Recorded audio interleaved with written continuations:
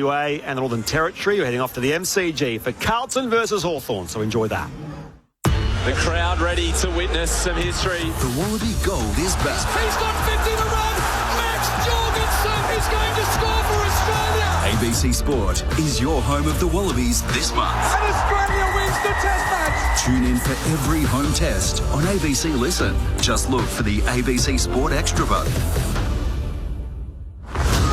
This is the 2026 AFL Premiership season. On ABC Sport. AFL. On ABC Radio. On digital. And ABC Listen. Look for the AFL button. Carlton and Hawthorn are some of the big VFL, AFL clubs in this state with 29 premierships between them. They meet in front of a big crowd tonight of 60,000 plus expected here at the MCG. As interim coach, Josh Fraser continues on his winning ways.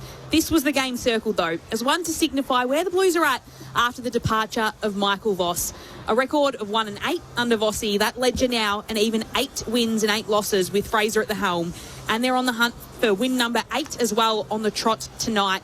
The third place Hawks have returned from Launceston. A rare loss at their fortress. 35 points, a lot more palatable as a losing margin, given they were down by 96 points after only kicking one of the first 14 games against Melbourne as they run straight through the banner here at the MCG. Their leading goal kicker, Nick Watson, is still out for tonight for the Hawks. He's not ready to return, but should be back next week. Jarman Impey and Carl Amon are among the inclusions for the Hawks, though, tonight to bolster their defence. There'll be a debuting player for either side. 290-centimetre tall Flynn Riley is out on the field for the Blues. 2025 pre-season rookie Oliver Greaves, makes his way onto the field for Hawthorn for his debut. My name's Lauren Borden here at the MCG. The rain started to come down here in Melbourne across the last 20 minutes or so. A fairly dry day across the city today, but the rain has been expected to come and it's finally arrived. A fair bit of wind too, so it looks like the ponchos are out for most of the fans that have come here tonight. But as I mentioned, a big crowd is expected despite the weather. Calling alongside me is Joel Peterson. Hello, Joel. Hello, Loz. The rain was very much a question of how much, not if, today. These two teams in interesting spots. Hawthorn have been in a little bit of a down patch in terms of their form in recent weeks. You look at the period in the last 7 games, of course, Carlton 7-0 under Josh Fraser, Hawthorn 4-3 in that time, coming off that flat performance last week. And Carlton, in this 7-game winning run, have kind of played up or down to the level of their opponents. So the 5-point win over Essendon, the 2-point win over Richmond last week, but then in that time they've beaten Geelong, they've beaten the Bulldogs, they've beaten the GWS Giants, who are now rampaging over everyone, including Fremantle and Geelong, as we've seen today. So, it feels like the Blues will again be hard to beat. And if they do win, if they go on to win 8 in a row and take a scalp against a Hawthorn team tonight, then the cause for Josh Fraser to get the permanent job will only become stronger this week. Before the match against Geelong, Josh Fraser had done his pre-match interviews and a fan actually yelled at him, "If you win tonight, Josh, they should give you the job." Against Geelong, he kind of laughed it off and said, "Oh, yeah, geez, no tough ask."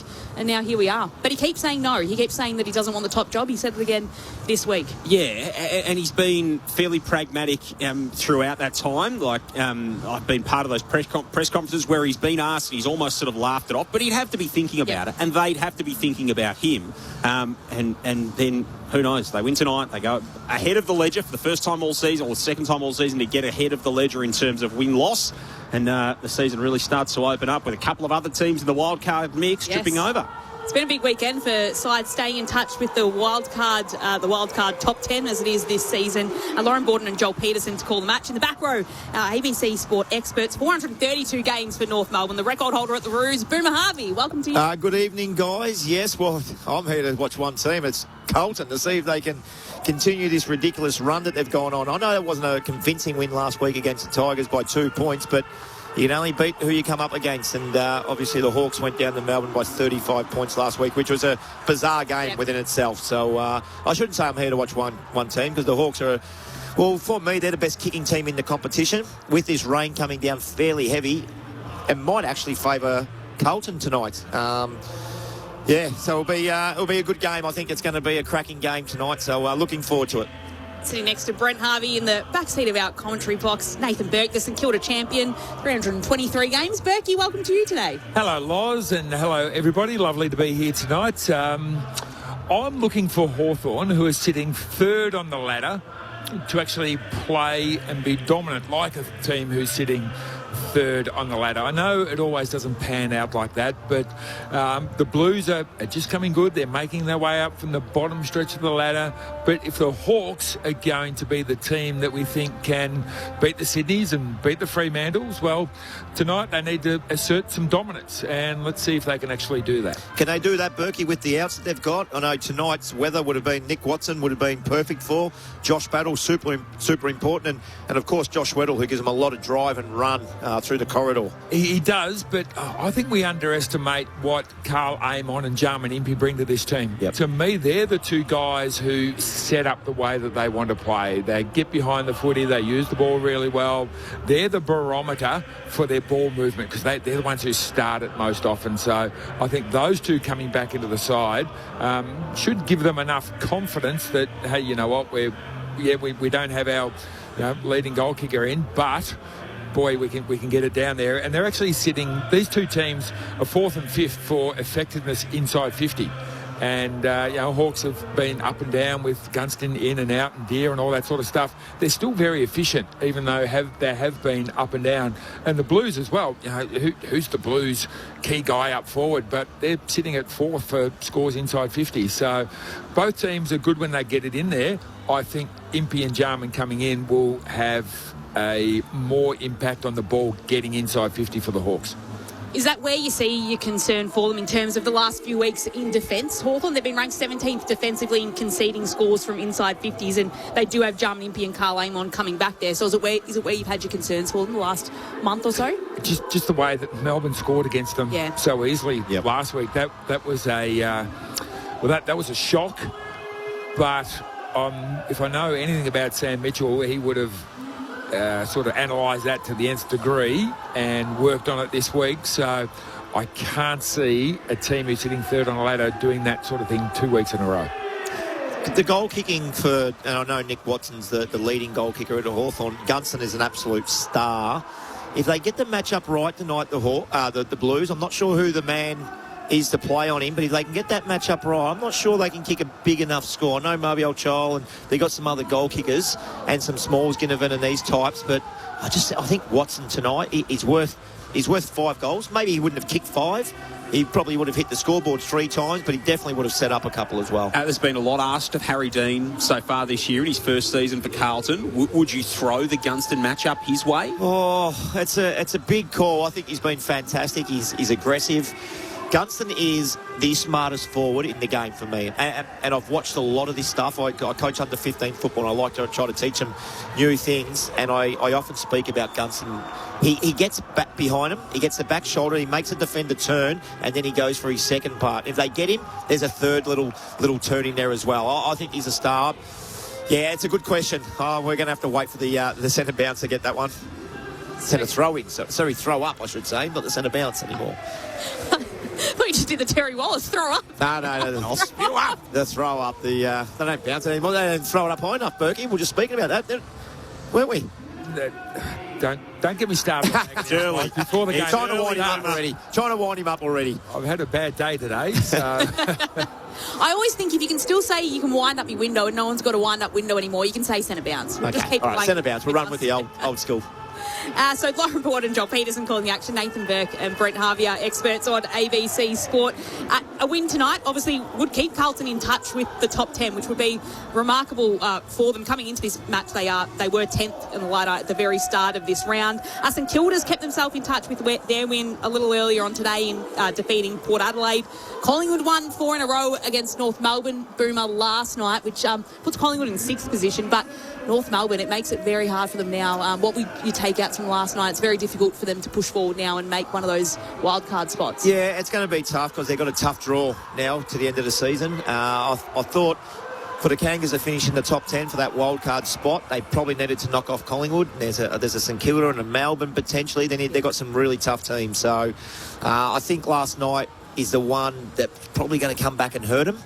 You win that, you're sitting 9th, I think, at the minute, the Kangas maybe, or 10th. I didn't look at the ladder properly, but you're right there. And when you put yourself right there, you play with a bit more confidence. But I think falling out of that top 10 now with a tough draw, it is going to make it tough. They would have gone up to 9th with a winner. The big story about out of that game is going to be Jack Crisp as well, who has avoided a suspension from the MRO after that tackle on Tom Myers. Brett Sprigg and the team brought you that news during our previous game. The view of the MRO that Crisp does not use excessive force in executing the tackle, and the Myers had both arms free for him to attempt to brace for impact with the ground. You've been sort of in these chairs previously, Berkey. What did you make of that one? I would have been arguing vociferously for that outcome. Yep. Absolutely. If you look at all the different little dot points there of pinning the arms, excessive force, all that sort of stuff, he tried to mitigate it as best he possibly could. And some onus has to come back to the player on learning how to fall on the ground.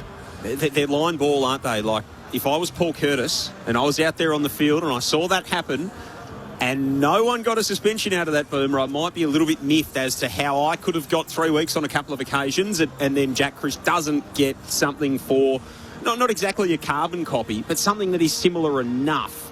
And it's either, it seems really binary. It's either 3 weeks or nothing. Oh, I totally agree, but I agree with Berkey. I don't think that's a reportable incident. Yep.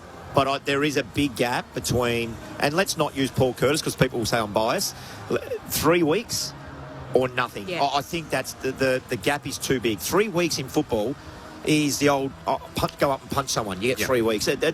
People don't mean to ping arms and know the outcome of everything, but big gap, 3 weeks to 0. And there is, I mean, the match review officer now does have the leniency to step that back a little bit. I think it was Sam Closey earlier in the season, Geelong and Gold Coast, where there was an incident where he was involved in a collision or a tackle where someone was concussed, and that was 3, and they graded it down to 2. So there's a little bit more wiggle room, but it does feel like it's a bit of a two-speed economy. So Jack Crisp, the consecutive game streak will roll on. Well, at the start, it felt like it was based on outcome. If someone got concussed, you're suspended, regardless of how it worked. And not the case now. And again, I totally agree with Berkey. I don't think that's a reportable incident. There is a grey area and there's a little bit of bad luck in football. Unfortunately, for the concussion rules and stuff like that, there is a little bit of bad luck, and sometimes you've got to suck that up. Jack Crisp's consecutive games record goes on. I think it'll be 280 next week. So he's well and truly taken that record. Did that come into calculation, you think? There's a few texts that were coming through on 04377774. Do you reckon it would have? Like, if it goes to the tribunal, do you reckon they would have? We had the good bloke clause with Charlie Cameron a couple of years ago and the character reference. Would they have invoked something there with Jack Crisp potentially? I got no idea, but there's a bloke sitting next to me that might have a little answer to that. I don't reckon Berkey would be one to consider that kind of sentimentality in the tribunal case. I can tell you what used to happen was if we saw the same person in recent, because what happens, because the rules are so grey, like even this one, did he have chance, did he pin the arms, was it excessive force, was it not? I always start off with giving the player the benefit of the doubt, but in subsequent weeks, every time you see that person, the benefit of the doubt lessens, and after 3 weeks it's like, mate, you're just pushing it too hard. The benefit of the doubt is no longer yours, and you're going to get a week. And that's the way we, honestly, that's the way we used to look at it. You look at the Soccer World Cup at the moment, someone can get away with a couple of fouls. On the third one, it's, mate, too many, that's a yellow. Yep. Same thing happened on the tribunal. Until the president gets on the phone and then you swing it. Yep. Did anything come from that, by the way? Oh, who knows? They were trying to do something about it. Oh, yeah, we get on the phone to someone else and sort that out too. We're to have that much pull, wouldn't it? It would. Lauren Borden and Joel Peterson to call the match-up tonight between Carlton and Hawthorn at the MCG. Brent Harvey and Nathan Burke, your ABC Sport experts. The fifth member of our commentary team is down on the front row of the MCG. Tim Morgan, a big welcome to you. Sitting down there, it's been raining for the last half an hour or so. Where else would you rather be than Boundary Side tonight? It's a beautiful evening. Looking forward to covering this game all week until I looked at the weather forecast this afternoon. It has been raining ever since I got Boundary Side. It's only been getting heavier, and the forecast says it's not going anywhere. It's going to be around for at least the next hour or so. It could be going for the whole match. So that's going to have a big factor in how this game does shape out. Even with the rain I don't think it's going to dampen the Blues' spirits, especially if they can get win number 8 in a row. They'll certainly be up and about, and the calls will get louder for Josh Fraser. No late changes here. So both these teams go in with the 2 changes for the Blues and the 3 changes for the Hawks. The Blues have won the toss, so they'll kick to the right-hand side of your dial when we get underway shortly. Thanks, Tim. You're right. So Harry Dean comes back into the Blues side after a cut hand. Flynn Riley will make his debut for Carlton. Hawthorn, Jam Impey, Ollie Greaves and Carl Amon into the side. So 3 changes there for the Hawks coming into this round 18 match at the MCG. 10th against 3rd Carlton and Hawthorn. A rainy MCG. To get things underway, here's Joel Peterson. 2 teams with the weight of expectation on their shoulders for different reasons. Flynn Riley into the middle on the big stage for his first game. And he wins the hit out. The ball is drawn to the stop in the centre of the ground through Carlton's VFL program, mid-season draftee, tangling with Lloyd Meek in the early stages of this contest. Hawthorn in their Indigenous jumper tonight on a NAIDOC week. As Meek wins it down, Walsh is grabbed by the big man from Streatham. Just on that matchup too, Gunston, Nick Haynes has gone to Jack Gunston at fullback. Experience of Nick Haynes, former All-Australian defender, on to Jack Gunston. That'll be an intriguing one to watch throughout the course of the night. Ball skids into the centre. Barris and Mackay are both there. Dragged down was Hayward in game 200. An ignominious start for him. And Blake Hardwick wins the footy back in the centre circles for the Hawks. It's a scrappy start early. It's a long kick from Blake Hardwick to put it inside 50 for the Hawks. Falls at the back of the pack. Pushed away by Haynes. Comes out the back, and it's taken by Morrison, who can hand pass it into the right forward pocket to Chol, who shoves it on his left boot, tries to skid the footy to the top of the goal square. It'll be marked by Dirksen, an intercepting take from the Blues as it's raining sideways here at the MCG. Razor Ray's conspicuous by his absence in this wet weather on Saturday night. Oh, it's in his contract. Doesn't work in the rain. Just a typical umpire. Gives it to Coward. That's reference number 1 for tonight. Minute and a half in. Kicks it to McGovern. He marks centre wing outer side of the ground for the Blues. Shallow entry inside forward 50, picked up by Carl Amon, who shares it with Impey, then gets it back. Impey has to go in and grab the footy again, can still shovel it out. Get back to Amon, who can hand pass it to D'Ambrosio. Hand passes it to Ward as they try and exit defensive 50 here, the Hawks. It's a slippery footy. Mackay comes in to do the tackling. Hayward can take it. Hand pass to Evans. Hand pass to Walsh, who just has a flying shot at goal. It'll go across the face and it'll result in a mark. It's McGovern who holds on to it and slides in to mark the footy for Carlton. And they'll have a set shot at goal in the opening couple of minutes of the match. The Hawks just overusing the ball coming out of the back line. You've got a player who's a very good left foot kick, running out towards the wing, decides to handball to someone in front of him, ball turns over, and now Carlton have got a shot. Left forward pocket, McGovern with the snap, and the early goal for the Blues. The perfect start for them in the rain at the MCG tonight. They go ahead 1 straight 6, the Blues. The Hawks yet to score. 2.5 minutes played in the opening term. It's Saturday night footy on ABC Sport. It's a great start by McGovern. He marked the ball about 70 metres out about a minute ago, and it was a beautiful kick to Kemp, who dropped the chest mark about 40 out. Walsh picks up that ball after that pressure that you're talking about with the overuse. Berkey and McGovern, as a true forward, read the ball really well. Long sleeves, chest mark, ball sticks to the sleeves. Smart choice, McGovern. Blues with the first of the game. 7 wins in a row coming into tonight. The question, sorry, mate. Sorry to cut you off. The question come down from downstairs. Where would you rather be? There's 2 places, out in the field playing or up here. Anywhere indoors. Probably a good option at this stage. Centre clearance for the Hawks this time. Harry Morrison pumps them forward. High footy as the rain is absolutely torrential. And then Greaves trying to get the kick away. Out the back is Ginnivan. And the Hawks waste no time getting on the board. Guinea fires the arrow into the crowd. And an instant response for Hawthorn to the Blues' first goal of the game. 1 straight 6 apiece. 4 minutes gone. Opening term. The centre bounce clearances tonight are going to be really, really crucial, because getting the ball from one end of the ground to the other cleanly in this driving rain is always going to be tough. Players they're very slow to adjust to wet weather football. They'll try and play their normal style, hit targets, run past with the handballs, that sort of stuff, making it really difficult. But if you can get first use out of the middle, get the ball inside your forward 50, well, game on. And as we said before the game, both sides are fairly efficient when they're inside 50. It's just, this centre bounce tonight is going to be crucial. So far, 2 wins for the Hawks. Back in the middle, tossed up, ball to ground, and Cripps will take it. Hand passes it away to Walsh, who tries to get a kick away, dispossessed the footy. Newcombe will pick it up for the Hawks. Hand pass to Ginnivan. He flicks it back to D'Ambrosio, who hand passes it to left half forward where he can find more. Shoves it on his boot and will kick to a pack in the left forward pocket. Chol rises 2 hands, can't bring it to ground and take the mark. Cottrell comes in, trying to clear it away for the Blues. Cripps is doing the tackling, and we'll have a ball up at the top of attacking 50 for the Hawks. The rain is coming in our box. There's that much wind, Joel. It has come all in a hurry here at the MCG. Moore, tight confines along the boundary line, flips the handball out. Walsh is driven into the turf by the first gamer in Ollie Greaves, overlooked at the draft last year. Gets his opportunity with the Hawks tonight after a solid month in the VFL with Box Hill. Ollie Hollands' kick skews off the side of the boot. Smith tries to keep it in for the Blues. Hayward, 2 grabs at it. Cowan punches it out of there along the boundary line. Kemp wrestling in the contest with Mraz. Second gamer for young Noah. The Hawk got the kick away into the centre of the ground, and Day was clean in the air as he banged bodies with Frankie Evans.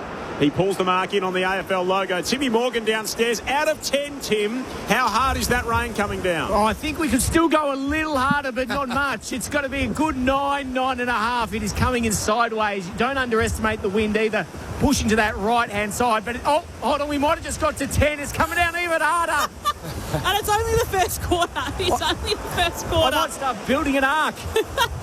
You can see the pitter-patter on the top of the benches up here from the safety of the commentary boxes. Hawthorn have it at centre wing. Day takes it and just curls the footy across to the AFL logo where D'Ambrosio will mark. Holding on to it, he slowly gets up. When you can hear it, yes, you know it's really coming down. So D'Ambrosio takes it.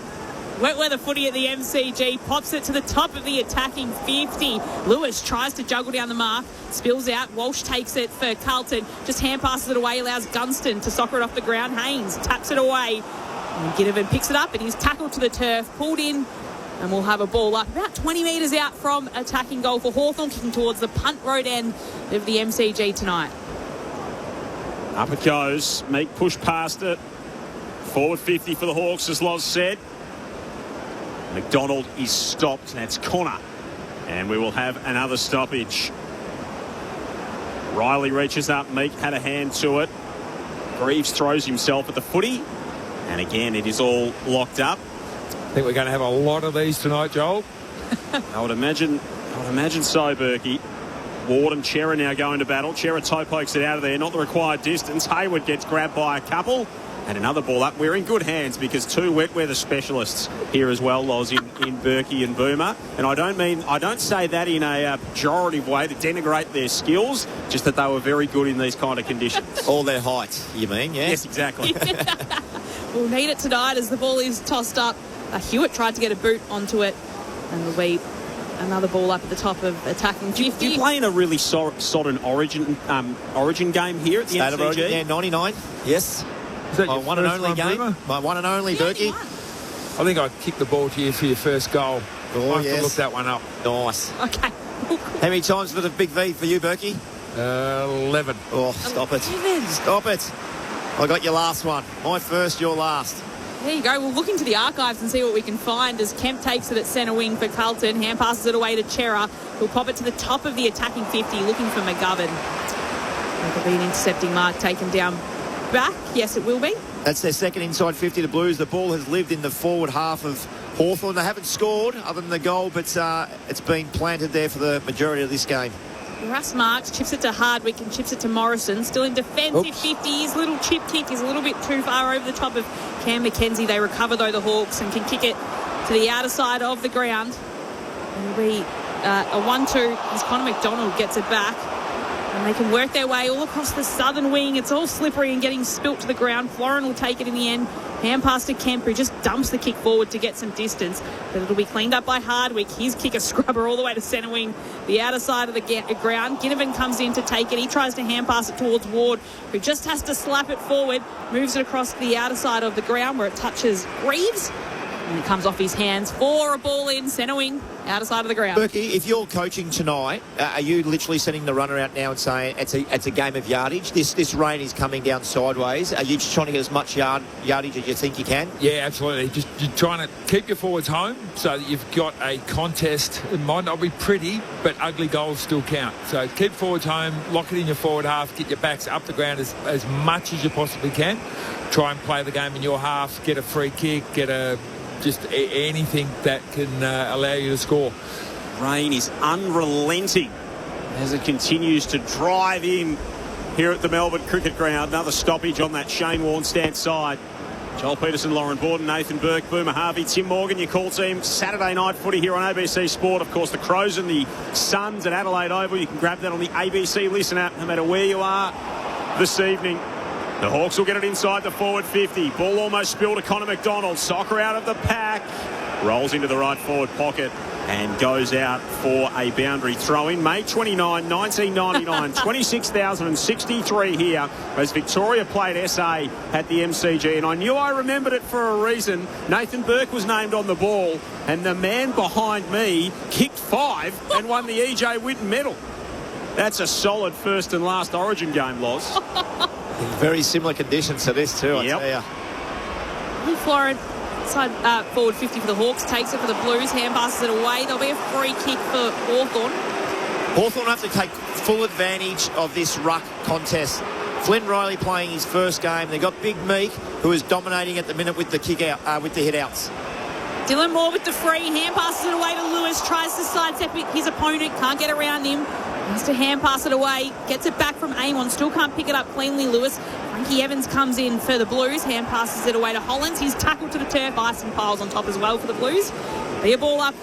Berkey, that's the handball that I just don't need. You're creating an option for the ball to spill in these conditions. Get the ball forward. Give the forwards a chance. Well, why give the ball to somebody who can do exactly what you can do with the ball? 11 marks in 11 minutes of football between these two teams. That's going to be the story of the night as the ball is again pushed over in that Hawks forward 50. Mentioned clearances, 6 clearances to the Hawks, 2 to the Blues. Flynn Riley. This is quite the introduction at the AFL level. Not easy conditions for a big man. Meek got a hand on it out the back. Florent pushed off his kick. Ball spills to deck inside the forward 50 for the Hawks again. Diving in there was McKenzie. Kick skews off the side of the boot from Lewis. More intelligent tap on. Ginnivan ricochets into the pocket. More spins through again. Didn't take it with him. Dean, last line. Ball forced loose by the Hawks once more. Moore has another go. Right forward pocket for Hawthorn. Ginnivan tries to flick the handball out. Hollands goes in for the Blues. Now it's picked up by McDonald. Rolled it to the goal line. Haynes was back there playing goalkeeper. Exiting kick. Bashed away from McGovern by Barris. Spills to the top of the 50 for the Hawks. Walsh goes in.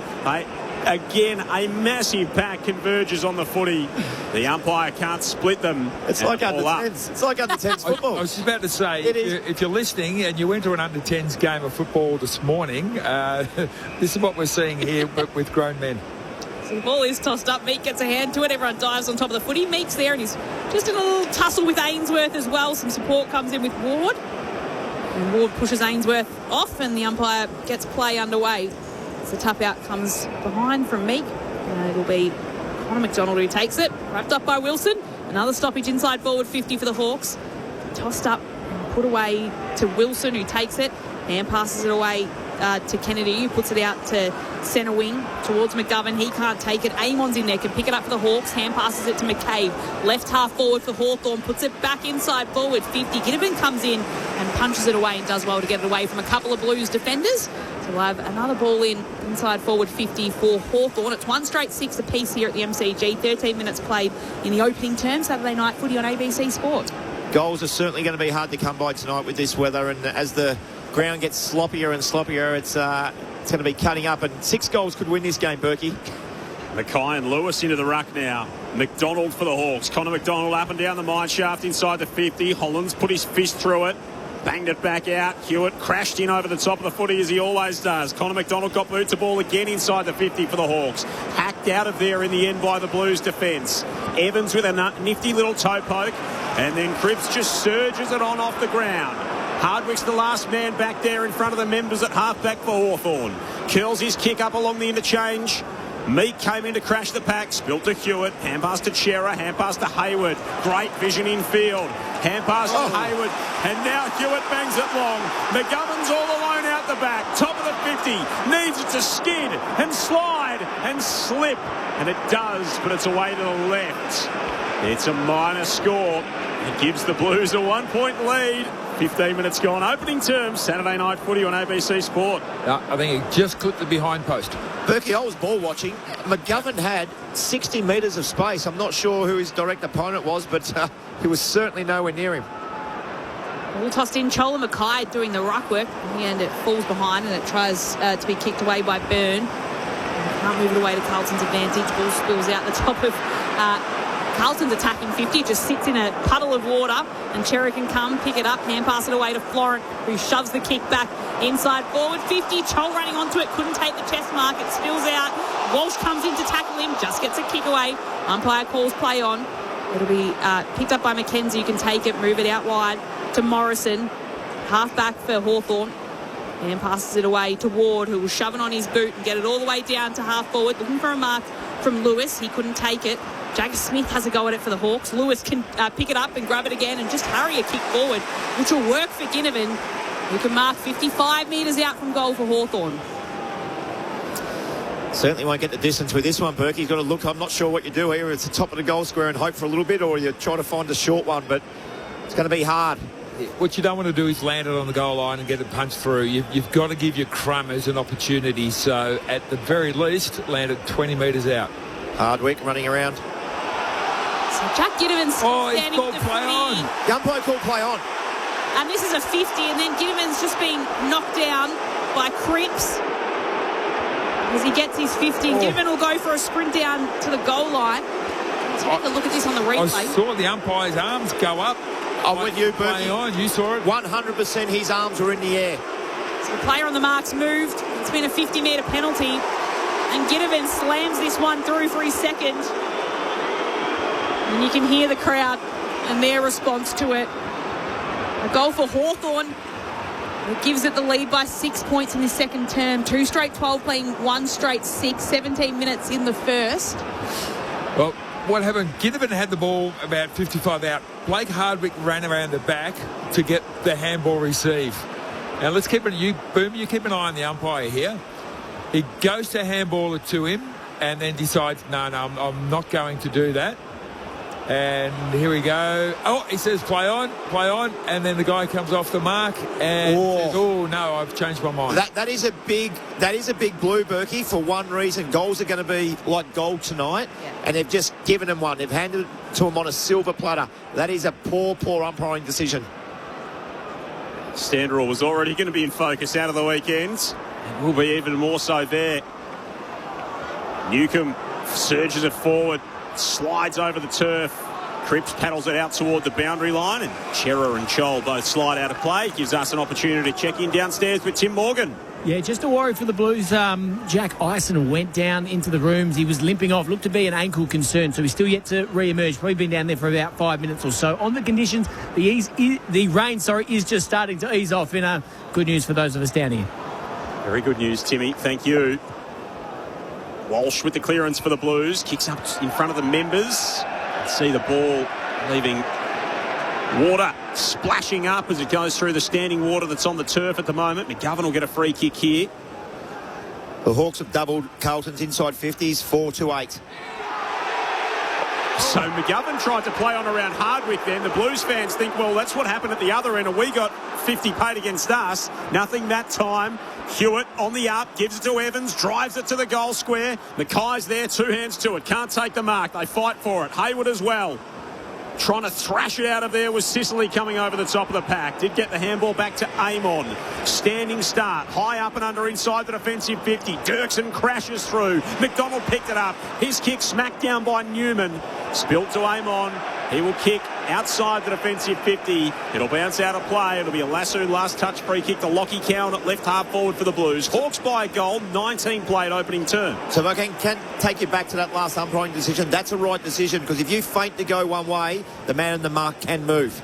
It's Lockie Cowan inside forward 50. And there's Impey sitting back to take the mark for Hawthorn. Back in the side for the Hawks. One of 3 inclusions for this match tonight. He kicks it back out to half back towards the southern wing. There's a free kick in the pack and it'll be going the way of Jack Dunstan, who takes it and will try and hack it down the wing. It's an ugly looking kick and it just sits for Billy Wilson, a young Blues player whose kick is no better than the one that came towards him as he's turned it over and put it to Blake Hardwick, who's standing in the centre of the MCG. Allows Hardwick a chance to put a long kick inside forward 50. Ginnivan gets a little punch away towards D'Ambrosio. Can't pick it up. Jagger Smith's there. Hand passes it away to George Hewitt. Ginnivan's chasing him and Ginnivan's got him. Free kick for Jack Ginnivan for the rundown tackle on George Hewitt. Always looks like Kennedy, even though he doesn't even play for the club anymore. That's a great chase, though. Well, it's well called. That was a beautiful chase by Ginnivan.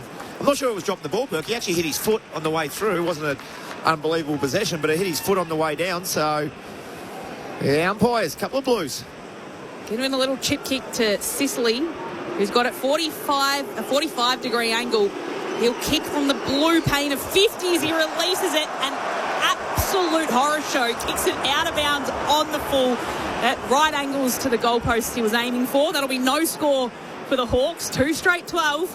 They're leading the Blues 1 straight 6. 20 minutes played in the first. It's a night for colouring inside the lines, and James Sicily wasn't up for that there. Mraz from the kick-in intercepts. He was prolific last week in his first game for the Hawks. McKenzie, high kick inside the forward 50 for Hawthorn. Crashing through McCabe, couldn't take it with him. Days there, grabbed by Smith, dragged down, ball up. Hawks inside 50. They lead by a goal. Both of their goals through Jack Ginnivan, who's kicked 2 in the opening term. He had 2 touches in the entire first half last week. Mitch McGovern kicked the first of the game at the other end. Newcomb came through. He got grabbed. How did he get rid of it? Umpire said it was okay. Hayward slides in. Meek over the top. Still no whistle. Now there will be one. It'll be a free kick to Hawthorn. And big Lloyd Meek's tackle will be rewarded. I'd like to see that again, and whether big Lloyd just squashed him and forced him to jump on the ball. I don't think he jumped on it and then Lloyd fell on him. I think it was pretty much simultaneous, the 2 players diving on the ball, but we'll wait for a replay and have a look. He did dive on it. Yeah, a bit of a dive. The umpire was a long way behind it, so... No, he did that. Lloyd did that pretty well, Berkey, I'm going to say. He dove on it and didn't get the ball out, so it's a free kick. I'm happy for them to be harsh on this tonight, otherwise we'll end up with 1,000 ball-ups. Here's Lloyd Meek's set shot from 45 metres out directly in front. Won't get the journey. Spills to McDonald. Top of the goal square. Kicked it out of bounds on the full. That's the kind of night that we are going to have here at the MCG. And to further illustrate that, that was Lloyd Meek's first disposal. He's already had 13 hit-outs. 6-point lead to Hawthorn, 22.5 gone. First term, Saturday night footy on ABC Sport. Poor spoil by the Carlton defenders. Bring the ball to the top of the goal square. Wilson kicks to a pack looking for Mackay. He's found a Hawthorn free kick, the umpire. Lots of free kicks early, Berkey. I'm not liking this. On the way of the big man, Lloyd Meek, who gets another free, just pummels this one into a hot spot inside forward 50. Troll tries to take the mark. Cottrell goes down for the Blues. In the end, it's picked up by Newcomb, who hand passes it back to D'Ambrosio. His left foot snap is a behind. Hawthorn's lead extended out to 7 points. It's 2-1-13, playing Carlton 1 straight 6. Tim Morgan on the boundary. Yeah, Jack Ellis has just made his way back onto the ground, so seems to be moving freely after that ankle concern. And the Puffer Jackets have just been run out to the Hawthorn bench to keep the players warm, because it is quite cold in this rain. It's Timmy, ball out from the kick in. It'll be tossed back in left half forward for Hawthorn. Hunt Road ending this opening term. Joel Peterson, Lauren Borden, Nathan Burke, Boomer Harvey, Tim Morgan with you. Saturday night footy on ABC Sport. Hawks by 7 points late in this opening term. Mackay went off the ground, as did Hewitt. Front point of the square taken by Cottrell. And a ball up. Meek bashes it forward. Out of the ruck. Connor McDonald scoops it up. Feeds it back to Day, walking the tightrope along the boundary line. Hooks his kick inside the forward 50. It dropped for Scholl, but it just dropped too sharply for him. Couldn't take it up at his bootlaces. Then he got up, almost emerged with the football, went back into dispute. McKenzie throws himself at it for the Hawks. Moore's over the top once more. And another ball up inside forward 50 for Hawthorn. It's going to be order of the night, these stoppages. And the Hawks have locked it inside their attacking half. It's Mackay that takes it out, though, just dribbles it outside of defensive 50. Impey easily picks it up, and he'll just pop it into a little bit of space. Haynes gets there first for the Blues. Two hands can bring it down. Moore picks it up, and he has a snap at goal. And this one's a flying shot too, and it's another behind. Hawthorn's lead is advanced by 1 point. They lead by 8 points. 24 minutes played in the opening term at a rainy MCG. It's Saturday Night Footy on ABC Sport. Billy Wilson, fresh off signing a 2-year contract extension during the week, brings it into Newman, gets it back, kicks it up toward the Hawks interchange bench. Evans off the ground, sockers it out of play. In front of the Carlton bench, it'll be a last touch free kick for Blake Hardwick.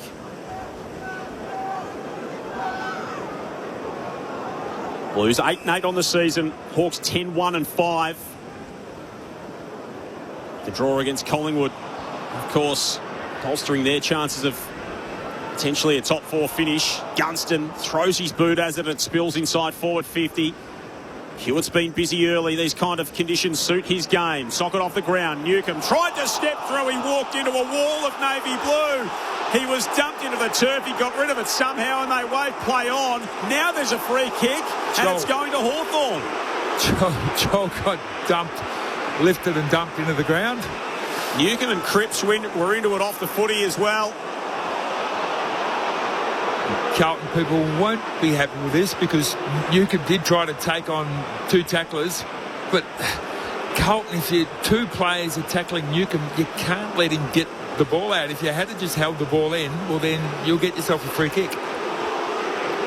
Oh, you know what? It's correct disposal. He handballed the ball.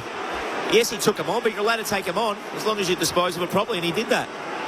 So here's Big Marbior, who can make the hard look very easy and the easy look very hard. The conditions are certainly in the hard category. He stumbles in and he's made that look even harder than it was as he drags it across the face. And Flynn Riley takes the mark. His first kick at the AFL level is coming up from fullback for the Blues, who trail by 8. It's a fair bit of distance on it as well. It's about a 50-metre kick outside of defensive 50. Was looking for Byrne, who couldn't take the mark. It's a flurry of hands getting a hand onto the footy. In the end, D'Ambrosio can pick it up, and he hand passes it away and can get it across to Barris, who just skies the footy up. We've got fall into the hands of the Blues, and Jagger Smith, who kicks the footy right down to half forward, will be coming back and be a Blues free kick to Frankie Evans. Yeah, I was just about to say, even if Carlton were lucky enough to win this ball, it's coming straight back because they're leaving Sicily in about 30 metres of space. And if it's not Sicily, it's Hardwick. So Hawthorn setting the ground up really well defensively with a spare behind the ball. Carlton have to match that, maybe put a fast player on the last line. So Evans, Geelong, Port Adelaide now at Carlton out of Brunswick. And Victoria's inner northern suburbs, kicks down to left half forward. Picked up by McDonald, who takes it, tries to get it to Newcomb. He can't get a boot to the ball. Impey comes in, takes the footy, then takes a couple of tacklers. And we'll have a ball up just outside forward 50 for the Blues. They kicked the first goal of the game through McGovern, and the next 2 goals have come the way of the Hawks for Hawthorn to lead by 8 points. Gets down to Timmy in a second. Another Blue heading into the rooms. Cripps fighting for the footy. Spills out the back of the stoppage. Ainsworth ran into Connor McDonald. Umpire wave play on. Ward scrambles a kick out of there. Up toward Greaves. Left it behind. Florent toe poked it forward. Walsh had it ricochet off someone's chest. Came straight back to him. Now Newman steps through. Gets on his left peg. Sends it inside the 50. Ison in the pack. Bashed away from him. Top of the 50 for the Blues. Smith trying to get the handball forward. It's messy stuff in these sodden conditions. Kick inside 50 for Carlton. Will dribble out of play and will go down to Timmy. Yeah, Joel. George Hewitt is the Blue. Just in a bit of trouble, has gone down into the rooms. It was hard to tell exactly what the issue is, but he had a long conversation with the doctors and physios, tried to do a bit of a run-through and just didn't seem comfortable at all. So I'm not sure if it's a back or something like that. It was quite hard to tell. So I'll keep an eye on and keep you posted. Thanks, Tim. As the ball is tossed in, Meek tries to get a little tap away. Byrne gets a fingertip to it, but can't gather it for the Blues.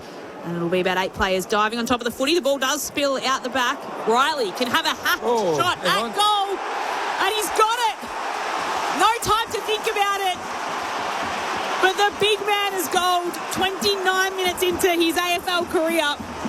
209 centimetres. Took it out of the pack and just flicked it towards goals. And he gets the 6 points.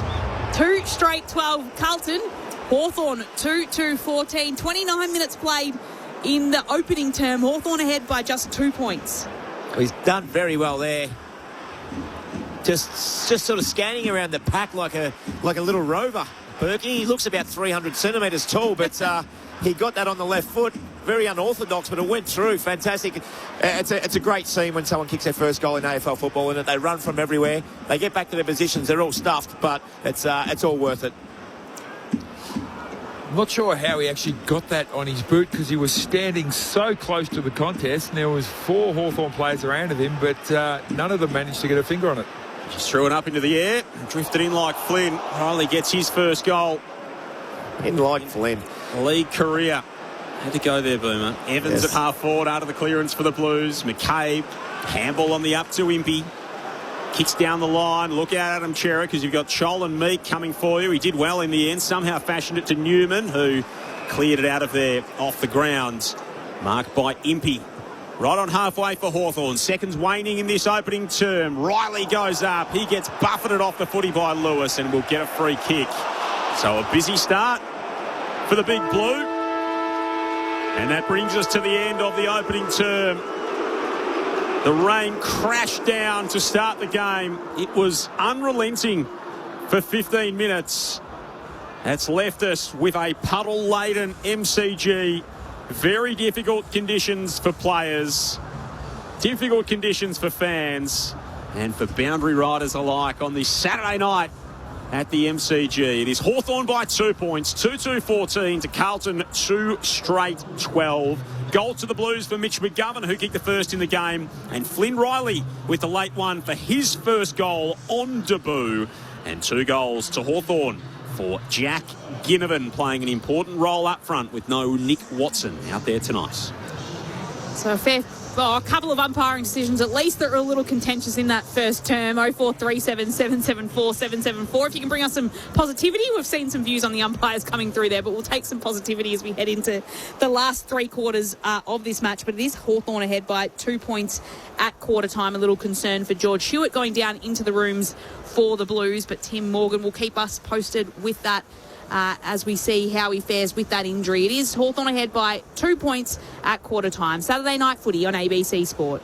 Comedy, music and tricky clues. Because Spicks and Specs is back.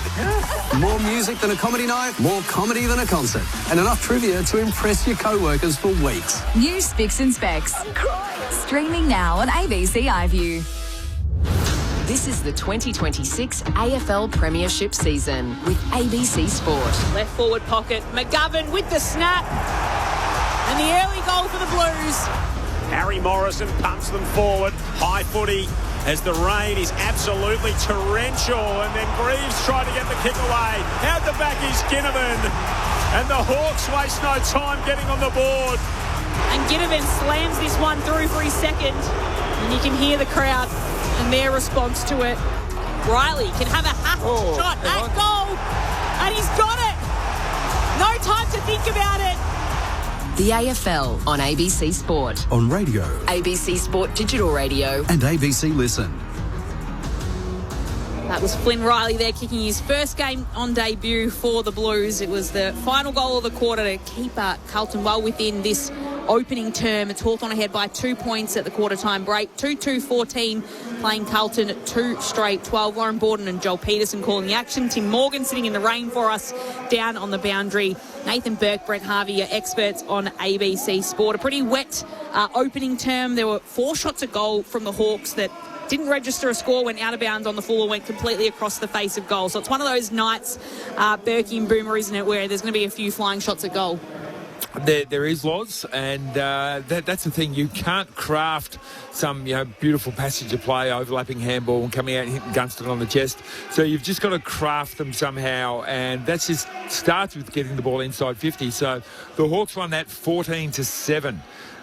So the Blues did a pretty good job of restricting the scoring, seeing that they were double with inside 50s. Clearances, as we said at the start, really important. That's 9-all. Disposal efficiency were 40% and 43%. So whichever team can figure out that, you know what, this is going to be different. This is not going to be wet weather football. This is not going to be dry weather football. We can't train or play the way that we've been training all week.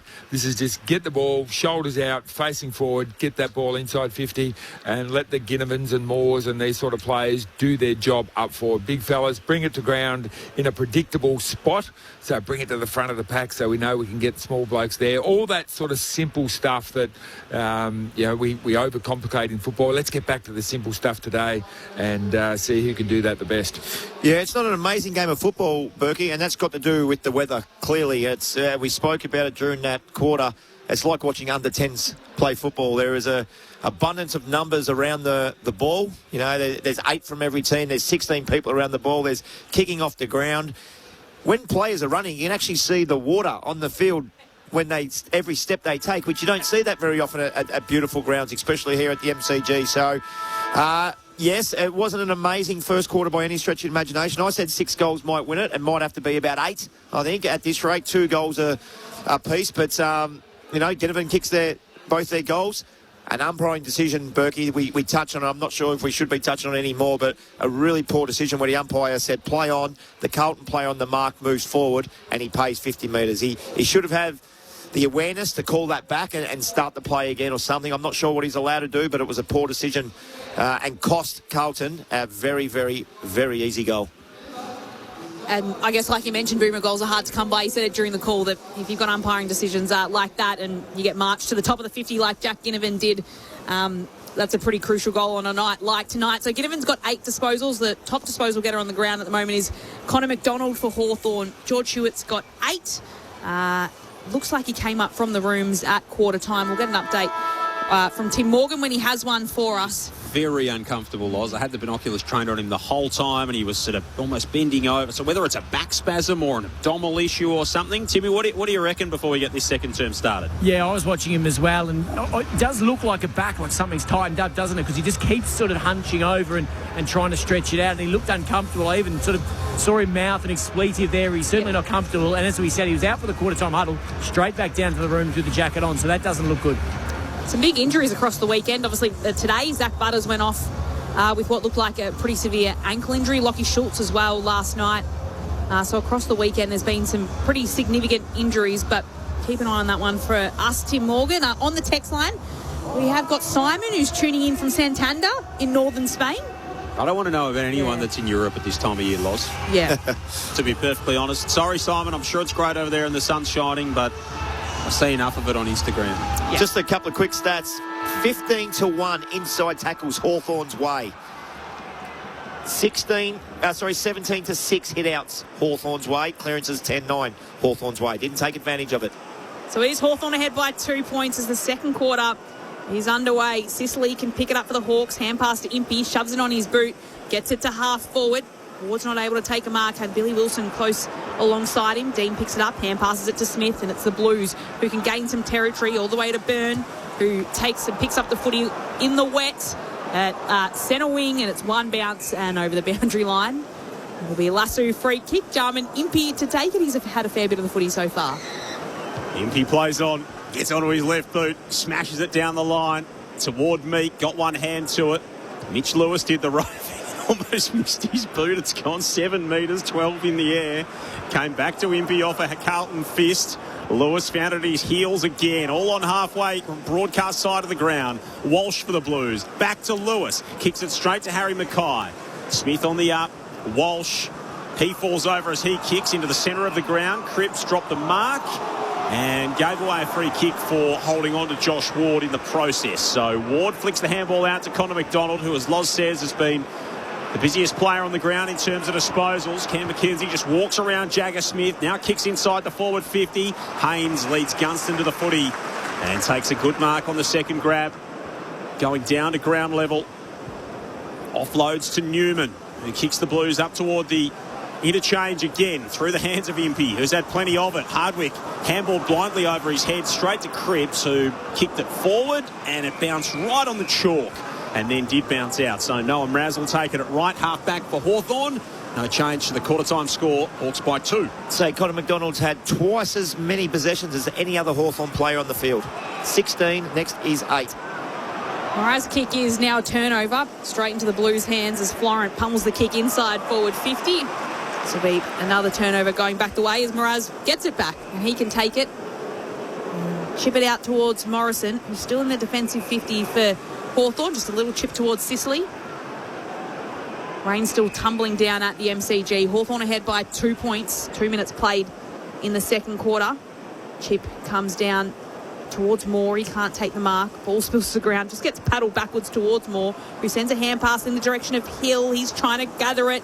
Jagger Smith is hot on his heels, holds onto him, but the ball spills out the back.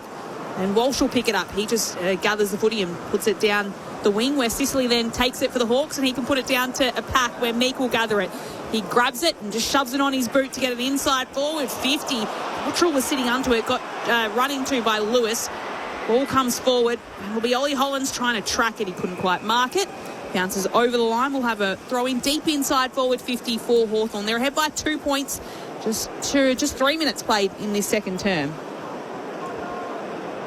Ball just really died on Harry Dean there. He was waiting for it in the air, and Mitch Lewis was awake to it.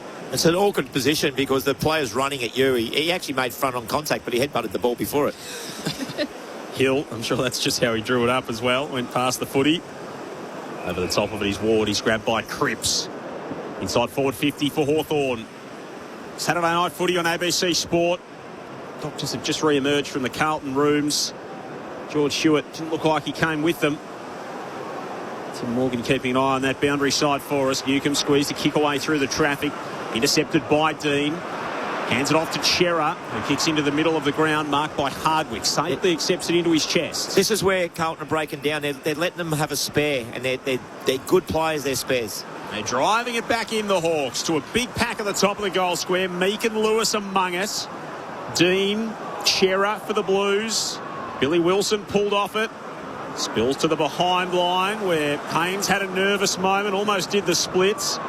He sent his kick back the other way. Hardwick reached over the top of the pack. Moore threw his hand at it, trying to handball. Missed the Sherrin. And now it'll be a free kick to Carlton. So the work of Matt Cottrell inside defensive 50 was rewarded. And the Blues can try and get their way out of trouble. Haynes a little nervous after last week, perhaps, when he rushed through that behind. It was the exact same point between the left goalpost and the behind post. Keeps it in play. The ball comes out to the outer side of the ground. Chera trying to battle with Ward to pick up the footy. Again, no offence to Harry Mackay, but if he's running past for a handball in these conditions, you don't give him the handball. That ball goes 20 metres in front. Now it's out of bounds in Hawthorn's forward line. Still, the person with the ball just kick the ball long down. This is the territory game. Lock it in your forward half. The Blues are unable to do it. So it was Mackay and Meek in the contest as the ball was tossed in on the outer wing. Ward picks it up for Hawthorn and will pop it inside forward 50 towards Lewis. Bounces off his chest. Wilson picks it up and just curls it outside of defensive 50. It works for Byrne. It curls it out. He just kicked and hoped. Centre half back. Byrne takes it for the Blues. Can hand pass it away to Newman. He chips it towards Evans, who marks on his hands and knees just forward of the AFL logo. Swivels around and will put Carlton inside forward 50. Kemp was at the front, couldn't take the mark. Sicily's there, holds it, hand passes it to Mraz, hand pass to Hardwick, who can clear it out of defensive 50 for the Hawks. 3 Blues around it. Newman and Haynes combined. Smith had a play at it. Gunston dragged off it by Evans. Umpire said holding the footy. Didn't get rid of it legally. Question before this ball goes in there. Does Byrne get 2 possessions for that? He handballed to himself with a mishandball, then got it back and handballed to his teammate. If he doesn't, he should. There's your answer. Evans drops it inside the forward 50. Hollands, great defence from Hardwick. A critical intervention to thump it out of play, and it'll be tossed back into the left forward pocket for the Blues. Just looking at the stats, only got the 1 handball for it. Joel. Borderline robbery. Boomer. He knew what he was doing. Would have played in these conditions a lot growing up in southwest Victoria, down in cow country at Koroit. Ball's thrown back in. Harry Mackay takes it out of the ruck for the Blues. Jams it on his boot, as does Ainsworth as it spills toward the goal line for Carlton. Ben Ainsworth has another crack. Takes the tackle on. Barris caught him. Umpire says mine. 25 out from the Carlton goal. They trail by 2. 6.5 gone second term. Scores all tied at Adelaide Oval. It's the Crows taking on the Suns.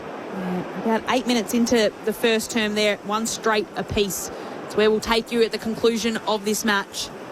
Ball tossed up. Meek taps it away in the Ward direction. He couldn't pick it up cleanly. Byrne is tracking it for the Blues. Almost can take it until he's run into the brick wall of Moore. They just run into each other. The ball spills out of defensive 50 and then Lewis does the tackling to bring the ball over the boundary line and make sure Dean comes with him. We'll have a throw-in just to the left of the Hawthorn bench.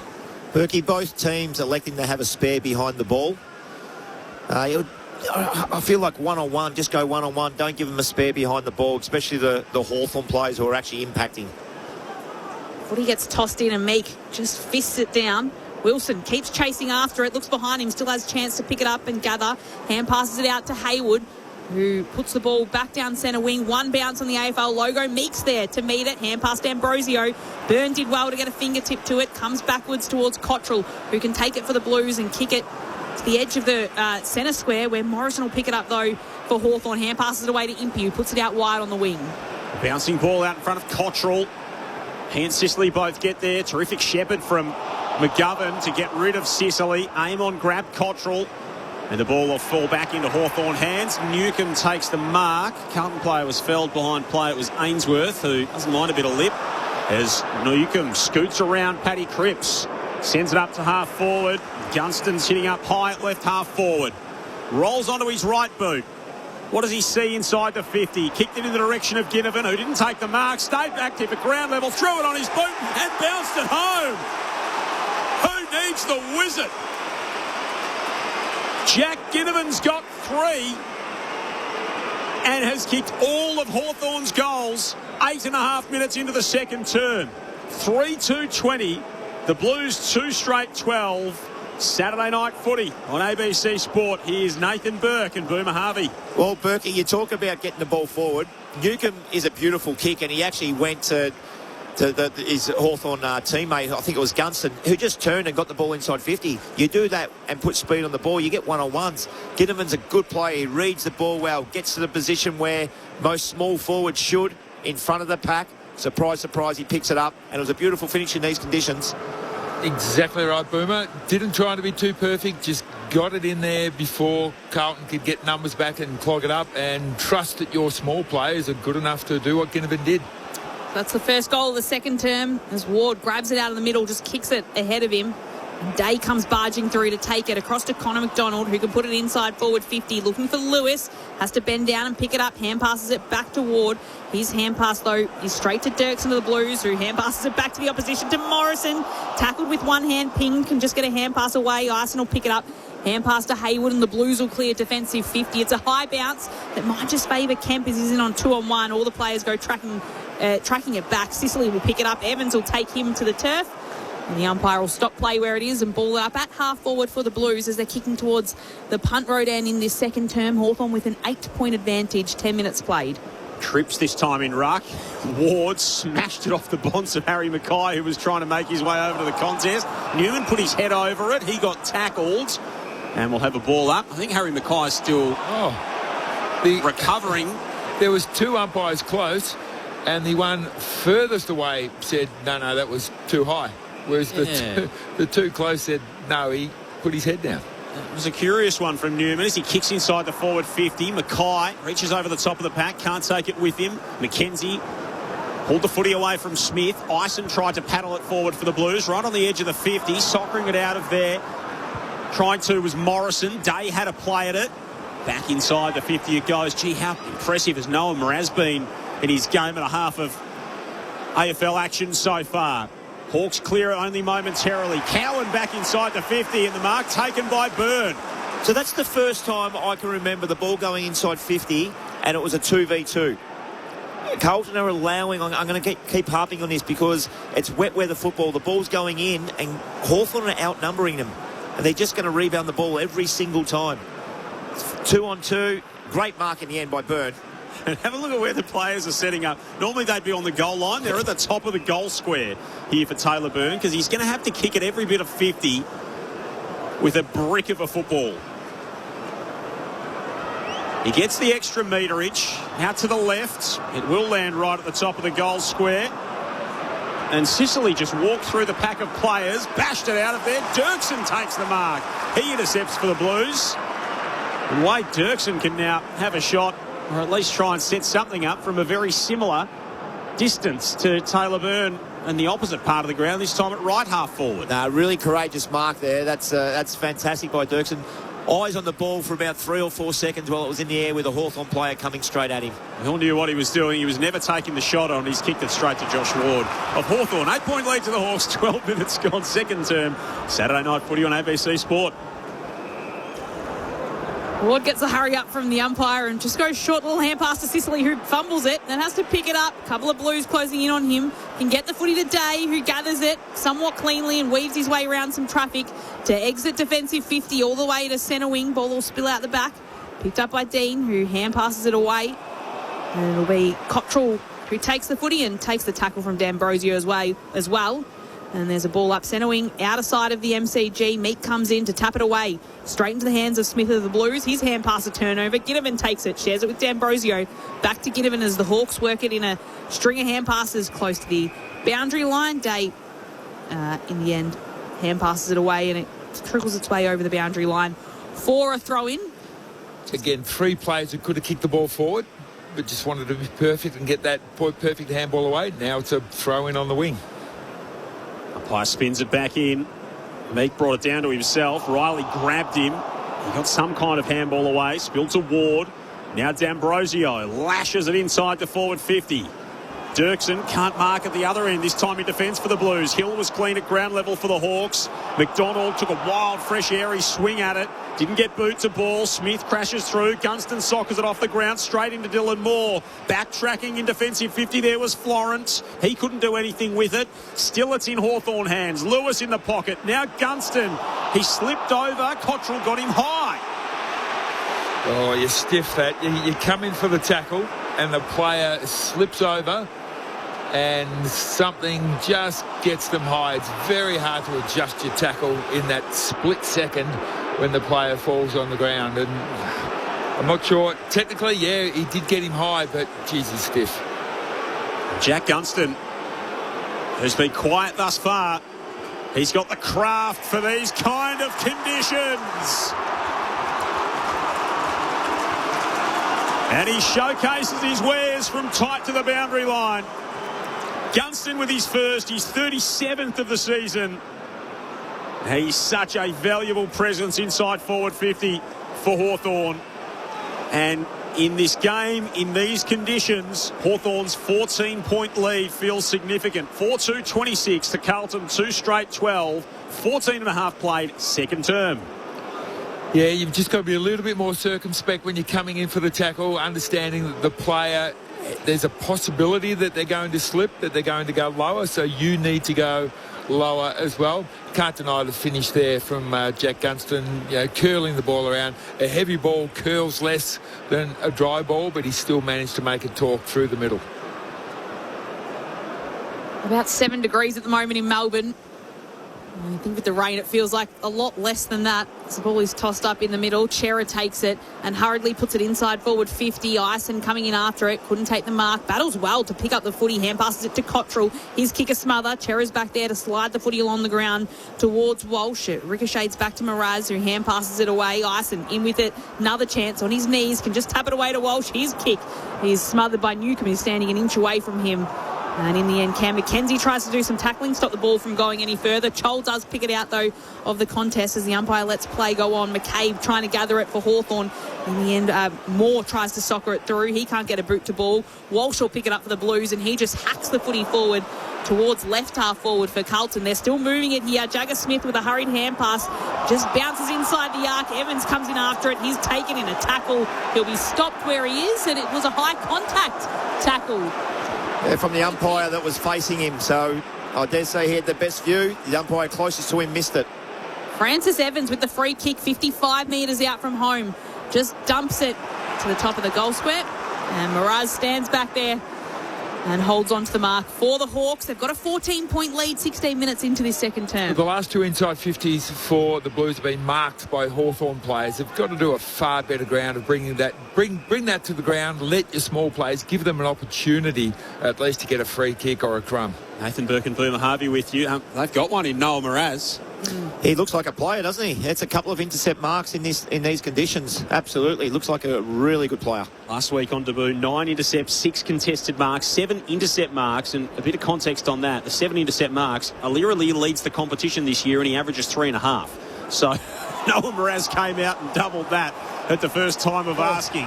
Newcomb barreled over the top of the footy. He got taken with it by Walsh and says to the umpire, what on earth was I meant to do there, as I had my head over it being tackled. Sam Walsh wins the free kick for the Blues. Kicks them inside the arc. Scholl operating in defence for the Hawks, trying to provide some support in the aerial contest there. Cowan, Hollands, outside 50 for the Blues. Hacks it inside. Kemp had some Hawthorn defender reaching over the top. It was Miraz. It's built to Evans. He hooks it toward the goal line. And it's toe poked through by Hardwick. For a rushed score that makes the margin 13 points. The crowd go crazy. He's got pressure on him. He's allowed to kick it through.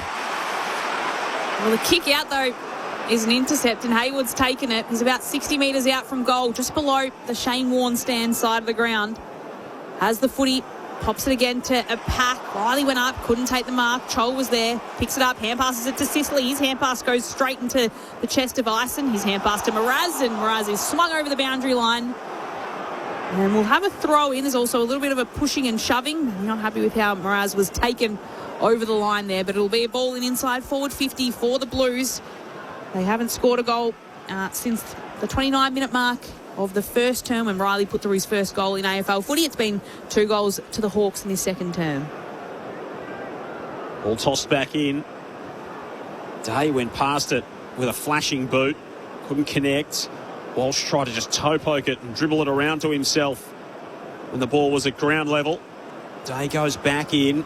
Now Hayward, dragged down by D'Ambrosio, all inside forward 50 for the Blues. Impey tries the toe poke. He can't clear the area. Hawks do eventually get it out of there. It falls straight to Florent. He hits the toe end of his boot. Meek, grabbed by Evans. And another ball up. Tim Morgan downstairs. Yeah, bad news for the Blues. Confirmation from Carlton that George Hewitt is out of this match with a back injury. There's hot water on both benches as the players dunking their hands in them to keep them warm.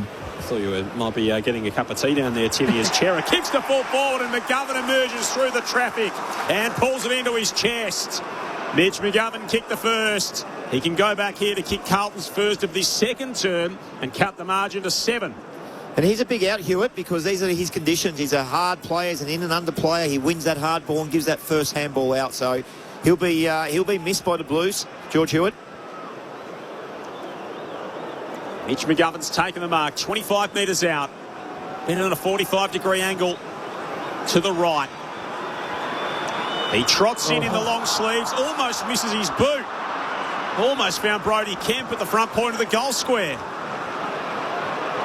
That looked like a gilt-edged chance, and certainly in dry conditions it was, and the Hawks will run away with this. Ward bashes the handball around the body to Connor McDonald, kicks up the line. He was looking for Ollie Greaves. It was punched out of play by Newman, and we'll have a throw-in in front of the members. That's not hard.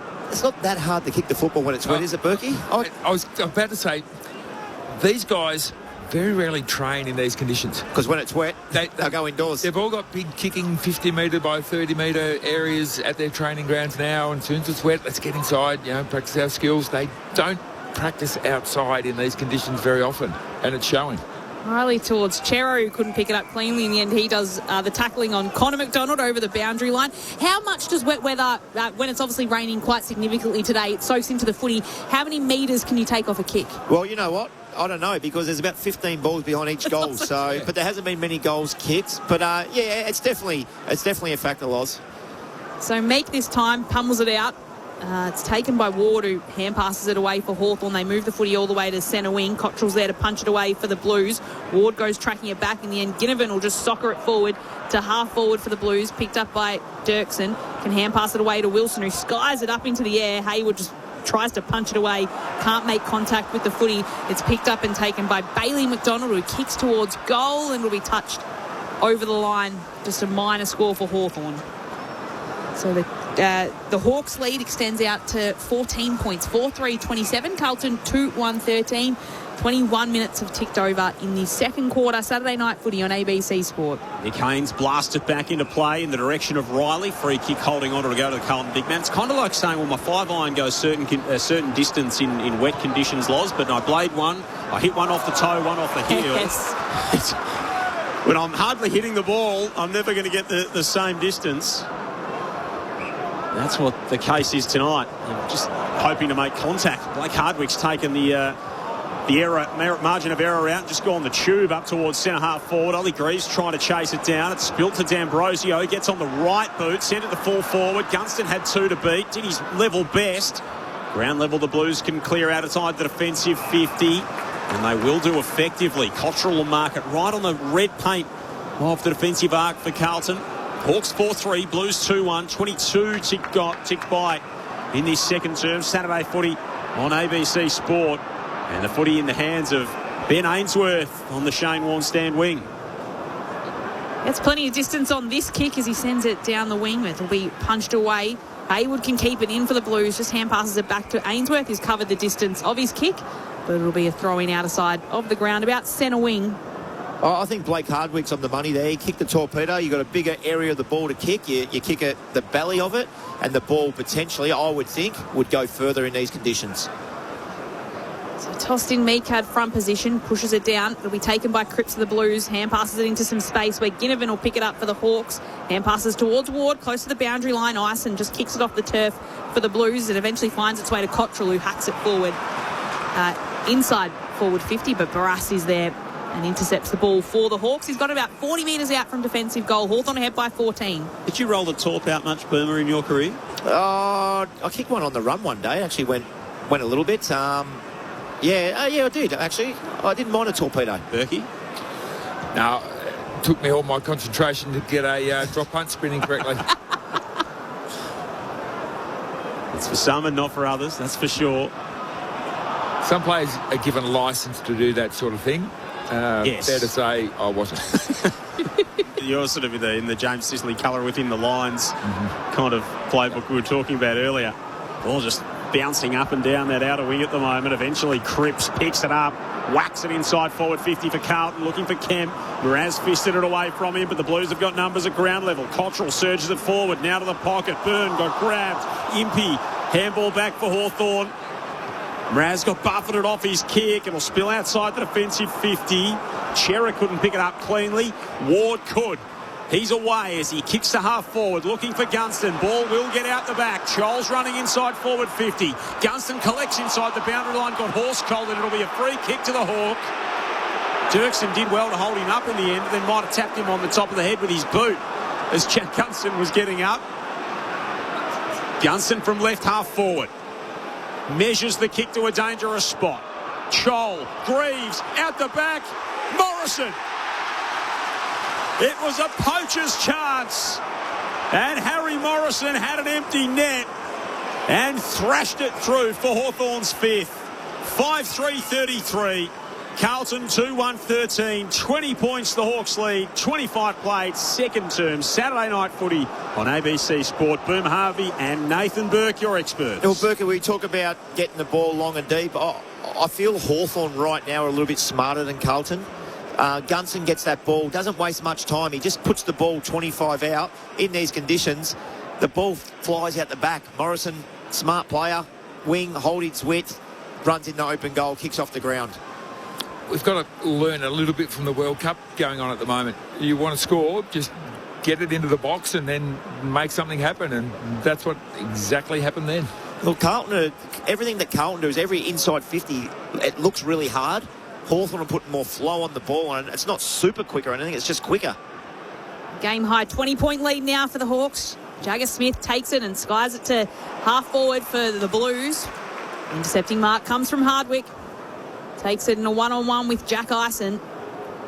And Hardwick will thump this one on his boot. He'll get it almost all the way to half forward for Hawthorn, where it sits well for Lewis, who can get a little kick inside 50. Chol there, he's done enough to hold on to the mark. 3 kicks from half back into the forward line, and Chol will get a set shot at goal from slightly to the left, about 45 metres out from the sticks. There we go. We talk about yardage again, Berkey. Blake Hardwick marks the ball, centre half back, kicks a torpedo, 50 metres, 1 quick kick. Joel in front. Football becomes easy in this weather if you want it to be. 4th intercept mark for Blake Hardwick as well. There's 22 goals on the season. Mabior Chol, 5 last week. And that interesting old game in Launceston just pokes this one towards the sticks, and it's out of bounds on the full. Classic example of a guy who doesn't practice enough in the wet weather. You cannot nurse the ball through in the wet. You've actually got to give it a bit of oomph. And he's had 2 shots for goal now, and he's tried to nurse both of them through. At least it was better than the last one, but not by much. That one was close to the middle of his foot. He's marked the kick in, then he's kicked it a mile to the top of the goal square, Mabior Joel, so he can do it. Maybe he's proved it to himself now. Cowan got caught by Ward. Socked through by Lewis. Now Moore, he has a go off the ground. Chol got there in the end. He did soccer it through, but it came after the bell.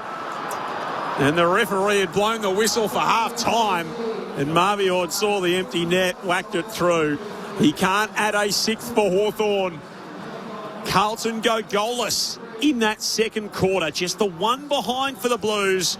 The Hawks kicked 3 to add to their 2 in the opening term. They've got the last 3 in the game, and it's a 20-point Hawthorn lead at the main break.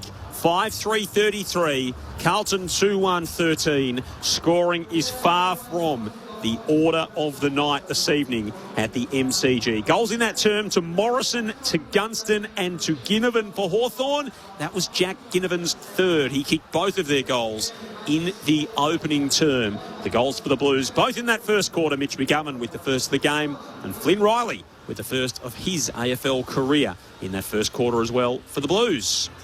George Hewitt also out of the game for Carlton with a back injury, is the word coming out of the Blues camp. So he will take no further part in this evening's game. It is Hawthorn, though, at halftime by 20 points across at Adelaide Oval. The Crows 3-2-20 are leading the Suns 2-3-15. So that's a 5-point advantage the way the home side as they edge towards the end of the first quarter.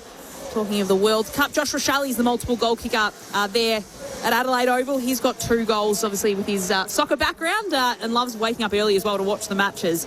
But here at the MCG, it's Hawthorn 5-3-33, leading Carlton at 2-1-13.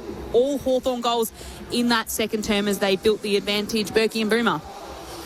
Yeah, the Hawks were just smarter, and you called it there, Boomer. Just their ball use was to a more dangerous spot. It was deeper. And when it did go in, Carlton defenders weren't able to take a mark. Whereas you look up the other end, I think Carlton are trying to take the ball too wide, trying to be a little bit too perfect. They've kicked the ball numerous times inside 50, but they've kicked it straight to the Hawthorn defenders who've marked the ball.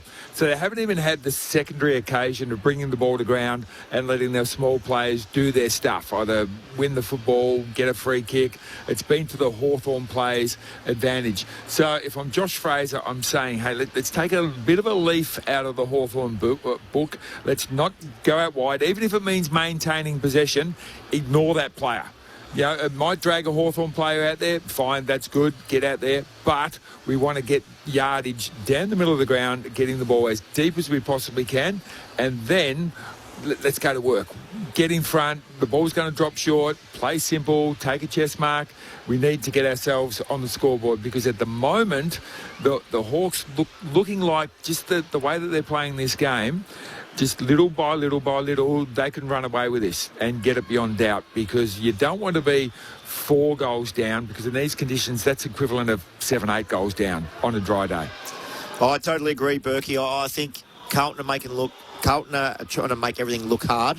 They've had no clean ball inside 50. 13 inside 50s, Carlton, to 12 that quarter to Hawthorn. 3 goals to Hawthorn, zip to Carlton. So the actual entries, and we spoke about just putting a little bit of speed on the ball. Gunston, a very smart player, gets a free kick, turns and goes to one-on-ones. In this weather, you can't give him a spare behind the football. And I just thought Carlton, let Hawthorn dictate that at the start of the game. Every time Carlton went in, and this is what I mean by everything was hard, every time they went in, they were outnumbered.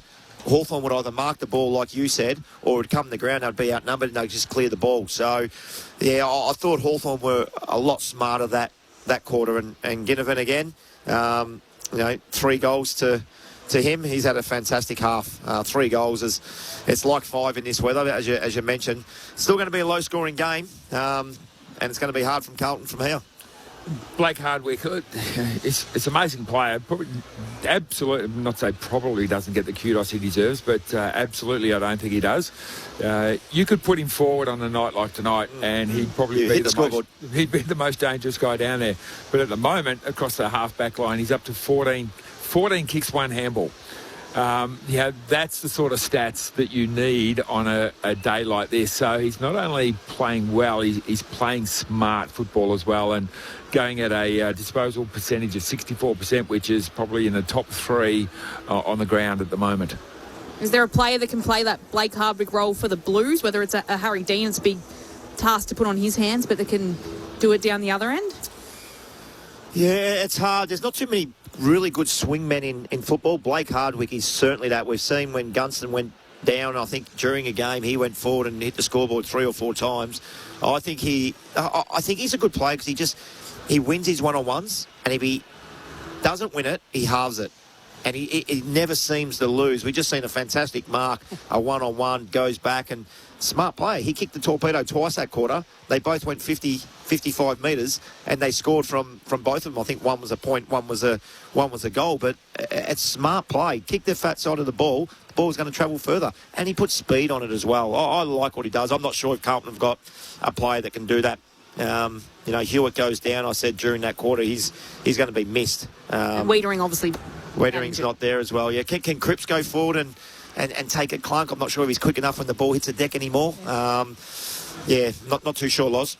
It's a Jagger Smith, 4 kicks, 8 handballs. He's a young player who hasn't adjusted.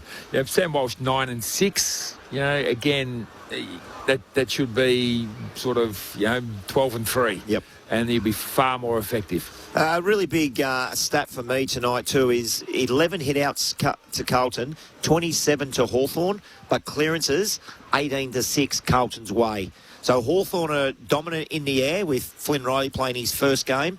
They've got to make more of that. I thought in the first 10 minutes of the game, the Hawthorn clearances were so much better than Carlton's. Now they've evened it up a little bit, but I just think with the dominant ruck, Hawthorn should be ahead in clearances and in good clearances as well. And one player you would expect to absolutely thrive in these conditions is John Newcomb. 2 kicks, 4 handballs. Yeah, I just did notice that. Just hasn't been what we probably expect in a conditions like this, because you thought this is his thrive time. Maybe Carlton got to do something different. You ask about a swingman. Maybe it's not the big guy we're thinking about. Maybe it's playing a couple of small forwards as their deepest and just getting the ball in with speed over the top, and let your Hollands maybe with a bit of speed run onto the football and kick it off the ground. They have actually taken more marks inside forward 50 than Hawthorn so far in the game, so 5-3. The ball has been in Hawthorn's forward half for 60% of the game so far. So it feels like that as well. That territory advantage that they've had, and they have... that ground ball ability you said before the start of the game, Boomer. Who can play that Nick Watson role in terms of probably the 5 goals in terms of what he sets up, but also what he kicks. And Hawthorn have found that in Jack Ginnivan with 3 already. He's been fantastic, hasn't he? And they're not fluky goals. He just puts himself in the position. I speak to the young kids about this all the time. The more times you turn up in that perfect position, the greater chance that something's going to happen. They don't listen to me, but I still tell them. To be fair, 2 of them weren't fluky. The one from the 50-metre penalty was fluky and then some. Yeah, well, that wasn't part of his flukiness, though. But he's been clean. And we often say, tricky conditions, it brings everyone down to the same level, but it doesn't. Everyone might drop 20%. The skillful guys are still 20% more skillful than the other guys. So, he's one guy tonight that has really made the most of his chances and picked up 15 possessions along the way. The thoughts of Nathan Burke and Brent Harvey at half-time, where Hawthorn is leading by 20 points, 5-3-33 against Carlton 2-1-13. Wet weather footy here at the MCG. Neil from Coburg's got the right idea, 0437 774 774, with what he's been texting in during my career with one ball. If it was waterlogged or muddy, you'd be lucky to get 35 metres with your kick. So send through any of your memories of playing in the wet. When it comes to footy, it is pretty miserable when it comes to the conditions here at the MCG at halftime. It's Hawthorn ahead by 20 points. We'll be back with the second half after getting the latest from the ABC newsroom.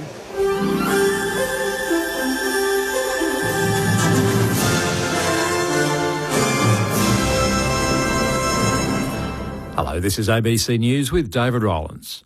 Tehran has so far not complied with US demands that it make a public statement that the Strait of Hormuz is open and ships crossing the vital corridor won't be attacked any longer. Larry Buttrose has more on this story. Instead, Iran is insisting the strait remains under its control and it be allowed to charge ships moving through it. There have been multiple days of US airstrikes on Iran, as well as Iranian retaliatory fire at US bases in the Gulf, after Iranian forces attacked 3 ships in the strait. Meanwhile, Iran is denying it's asked to continue peace talks after US President Donald Trump declared the ceasefire between the two countries over. At the same time, Mr. Trump has threatened dire consequences if Iran tries to assassinate him, with missiles at the ready to, in his words, completely decimate and destroy all areas of Iran. Officials in Ukraine say at least 10 people have been injured in the latest wave of Russian aerial attacks on the capital Kyiv, as the country runs low on air defence munitions. The Ukrainian Air Force says Russia launched 6 ballistic missiles, 6 cruise missiles and 121 drones, and that it downed at least 2 cruise missiles and 111 drones. Ukraine is critically low on munitions for its Patriot air defence systems, and over the past month it's been largely unable to down ballistic missiles, which travel at several times the speed of sound. Telstra will appear before a Senate inquiry next Friday to face questions about this week's nationwide outage. The inquiry, which is being conducted by politicians from across the divide, was set up after the Optus network failure last year. However, it will now also investigate the Telstra outage, which resulted in more than 600 calls not getting through to emergency services. Government Minister Jason Clare says there are multiple investigations being conducted into the telco. Telstra has let Aussies down. People could have died. That's how serious this is. That's why these investigations need to take place. That's why we changed the law to beef up the fines that telcos can cop. A man has died in southeastern South Australia in what police say is a suspected case of carbon monoxide poisoning. Emergency services pulled the 55-year-old man and 3 other men unconscious from a home in Mount Gambier this morning. SA Health says the 3 men were taken to Mount Gambier Hospital and that they're all in a stable condition. Police say the incident is being investigated but is not believed to be suspicious at the moment. The family of a teenage girl believed found dead in bushland in Victoria's West this week say they're overwhelmed by their community's support. 13-year-old Layla Jeffrey was last seen in the regional town of Donald on July the 4th and reported missing the next day. On Thursday, human remains were recovered from bushland believed to be of the missing girl, and a 16-year-old boy has since been charged with murder. Layla's aunt, Caitlin Chain, says it's been extremely difficult, but the family can feel the community's support, saying her niece was such a sweetheart. She was very sassy when she wanted to be because she knew her own value really well. So you could tease her no end and she would just give it right back. And generally significantly harder.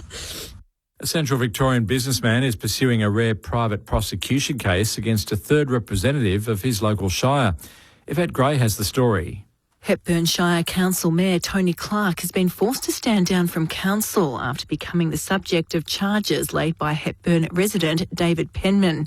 Mr Penman has also previously laid his own charges against Councillor Don Henderson and CEO Bradley Thomas. Those matters are still before the courts. The private prosecution against Councillor Clark relates to financial documents alleged to be missing from the council's latest annual budget. In a statement, Hepburn Shire has noted that none of the allegations are part of any investigation by police or any other public authority. Beachgoers in Queensland are being urged to stay away from sick and injured birds that may be on the shore. A sick bird was found at Noosa Main Beach on Queensland's Sunshine Coast this morning. It will be tested for bird flu by Biosecurity Queensland as part of ongoing surveillance. A Department of Industry spokesperson says they will provide an update if a positive result is detected. Sick or dead wild birds or wildlife should be reported to the Emergency Animal Disease Hotline. This is ABC News. I'm Maureen McGillicuddy. And I'm Edith Vale. And we host Another Cuppa. Well, we natter away with some of Australia's biggest names. Pop the kettle on with Granny Bingo. Woke garbage. Exactly. Search Another Cuppa podcast on ABC Listen. This is the 2026 AFL Premiership season with ABC Sport. What does he see inside the 50? He kicked it in the direction of Ginnivan, who didn't take the mark, stayed active at ground level, threw it on his boot and bounced it home. Who needs the wizard? Jack Gunston has been quiet thus far. He's got the craft for these kind of conditions. Measures the kick to a dangerous spot. Chol, Greaves, out the back, Morrison. The AFL on ABC Sport. On radio. ABC Sport Digital Radio. And ABC Listen. It is halftime here at the MCG, a wet and windy MCG where it's been raining since probably half an hour before the start of the bounce. It was torrential in that first quarter and things have started to ease off a little as we head into the second half. It is Hawthorn that's adapted best to the conditions. They're up 5-3-33 against Carlton at 2-1-13. Of course, Carlton aiming for 8 straight wins tonight under interim coach Josh Fraser. Hawthorn trying to rebound from an ordinary old game down in Launceston last week, sitting in third position though. Hawthorn with quite a few outs as well as they come into tonight's game. There's plenty going on in the sporting world. It's July. It means there's a lot of late nights that are happening across and plenty of homes around Australia. The World Cup is on. The semi-finals will be set tomorrow when Norway takes on England at 7 a.m. and then Argentina and Switzerland are on at 11 a.m. tomorrow morning. France and Spain have already been set. Nathan Burke is sitting behind me. He's made a few World Cup references throughout the afternoon. Nathan Burke, who's going to be in the World Cup final? Who's going to make the final and who's going to win it all? Sorry, Poms, but I'm on the Norway bandwagon for tomorrow morning. You're a big Erling Haaland fan. I like, you know why I like him? There was an incident in the Premier League where I might have been playing Arsenal. The guy gave him a bit of a headbutt. And what would normally happen if a soccer player got headbutted, they'd be rolling like a stone down a hill. He stayed on his feet. And afterwards he said, I could have gone down and got that player sent off, but my father always taught me to stay on my feet and never lose my feet, and that he's won me forever. A soccer player with that sort of mentality. So I'm hoping he scores for Norway and they go through. But for the best team at the moment, I'm on the Spain bandwagon a little bit. Yep. I think without the superstar up front, but they just manage to get it done when it needs to get done. They're not relying on anyone in particular. So I think it's Spain for me. Reigning Euro champions, I think Spain. I think they won the Euros against England. Yep. I think you're right. A few years ago, just to heap a little bit more misery on the English. Boomer, you're a big World Cup fan. Are you a France fan? Australia still in it? No, clearly I don't watch a lot of soccer. No, once Australia was out, I'd lose a little bit of interest. To be honest, all the good games seem to be on at 4 a.m. I'll give you one tip. I'm not getting up at 4 a.m. to watch a game of soccer. Sleep's a little bit more important for me, so no, I do. I'll watch it. I love the highlights. I think it's a very, very skillful game, but I don't watch a whole lot of it. They're just 2-minute highlights, Joel. They're nice and easy. Yeah, I feel like a lot of people could sympathise with Boomer of I like the highlights of soccer. I think they should take the offside rule off. And then I'll watch it. Yeah. Because it might be about 8-6. You win games like that just rather than 1-0.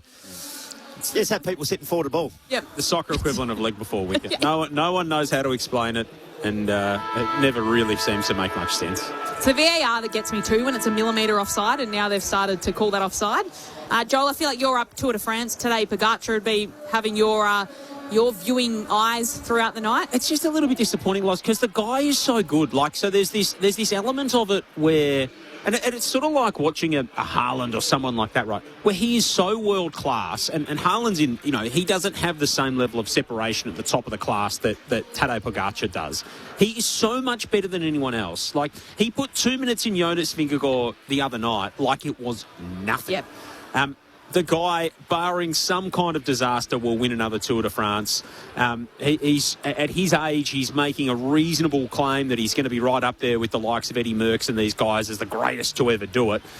He is an absolute sensation. So for all the scenery and whatever else of the Tour de France, if the World Cup's not your fancy, just watch Tadej Pogacar literally sprint up a mountain face. He is an athlete. Unlike very many that are going around in world sport at the moment. Just in case cycling or soccer isn't your thing, the Wimbledon finals are on as well. So Cruz Stewart, the son of Leighton's, made it into the junior final. Is the first Australian to have made it into that into the junior finals since Alex de Minaur back in 2016. So he'll be in that. In the women's final, Karolina Muchova and Linda Noskova, the Czech duo, will take part in the women's final. That's from 11 p.m. tonight. So that'll be all available on ABC. Listen to ABC Sport Digital via our friends at the BBC. Check your local guides for more information on that one, Loz. Thank you, Joel. Yannick Sinner and Alexander Zverev in the men's final tomorrow night. Again, that'll be on ABC. Listen, but that's a repeat of the 2025 Australian Open final. So that should be a ripper as well after Sinner defeated Djokovic. If it's above 25 degrees, Yannick's in trouble. Well, big trouble. Very big trouble, Yannick Sinner. It's certainly not above 25 degrees here at the MCG, though, Joel. Hawthorn ahead by 20 points. 5-3-33 the Hawks. Carlton 2-1-13. We're set to get the second term here underway. Hawthorn ahead by 20 points in the wet. Have you gone to the text line since we came back from the break at halftime, Loz? I haven't. 0437 774 774. The Allen family are listening from Switzerland. I don't know how people don't get the message, Berkey. If you are in Europe, we do not care. Stop gloating. Stop bragging. Yes, the sun's out. Put it on Instagram and don't text in. 0437 774 774 if you want to join our... I want to know where you are. Let me know where you are in the world. Our Euro summer... Good on you. Jealousy. That's all it is. It is just jealousy. Good on you. We are very, very jealous. Second half's underway here at the MCG, and there are still puddles flying up every time anyone gets a touch of this yellow, Sharon. Rain continues to tumble, and the Blues have gone inside forward 50 from the opening clearance. And again, that scrambling Hawthorn defence can clear momentarily. Bailey McDonald curls a kick out of there. Up toward the wing. Chasing after it is Will Day. And then Harry Dean goes for the full-length slide out toward the boundary line. Out and over. And it will be tossed in. Let's get an update on conditions with Tim Morgan. Timmy, how is it out there to start this second half? Well, better than where we started, but obviously the rain is still tumbling down out here, but it is certainly lightened off and doesn't seem to be quite as windy, but of course, given the amount of rain, you can still see the puddles splashing around as the ball hits the deck there, so it's certainly pretty difficult for the players still. A little bit of work for Sam Stagg on the boundary to do here. We'll get ready to fling the ball back into play. Minute gone in this third term. Hawks by 20 at Adelaide Oval. It is the Crows by 24, 6-4-40 to 2-4-16 halfway through the second. Joel, is that your party trick to know boundary umpires' names? I only know two. Ian Burrows, who works for us at the ABC, and Sam Stagg. He's been caught out.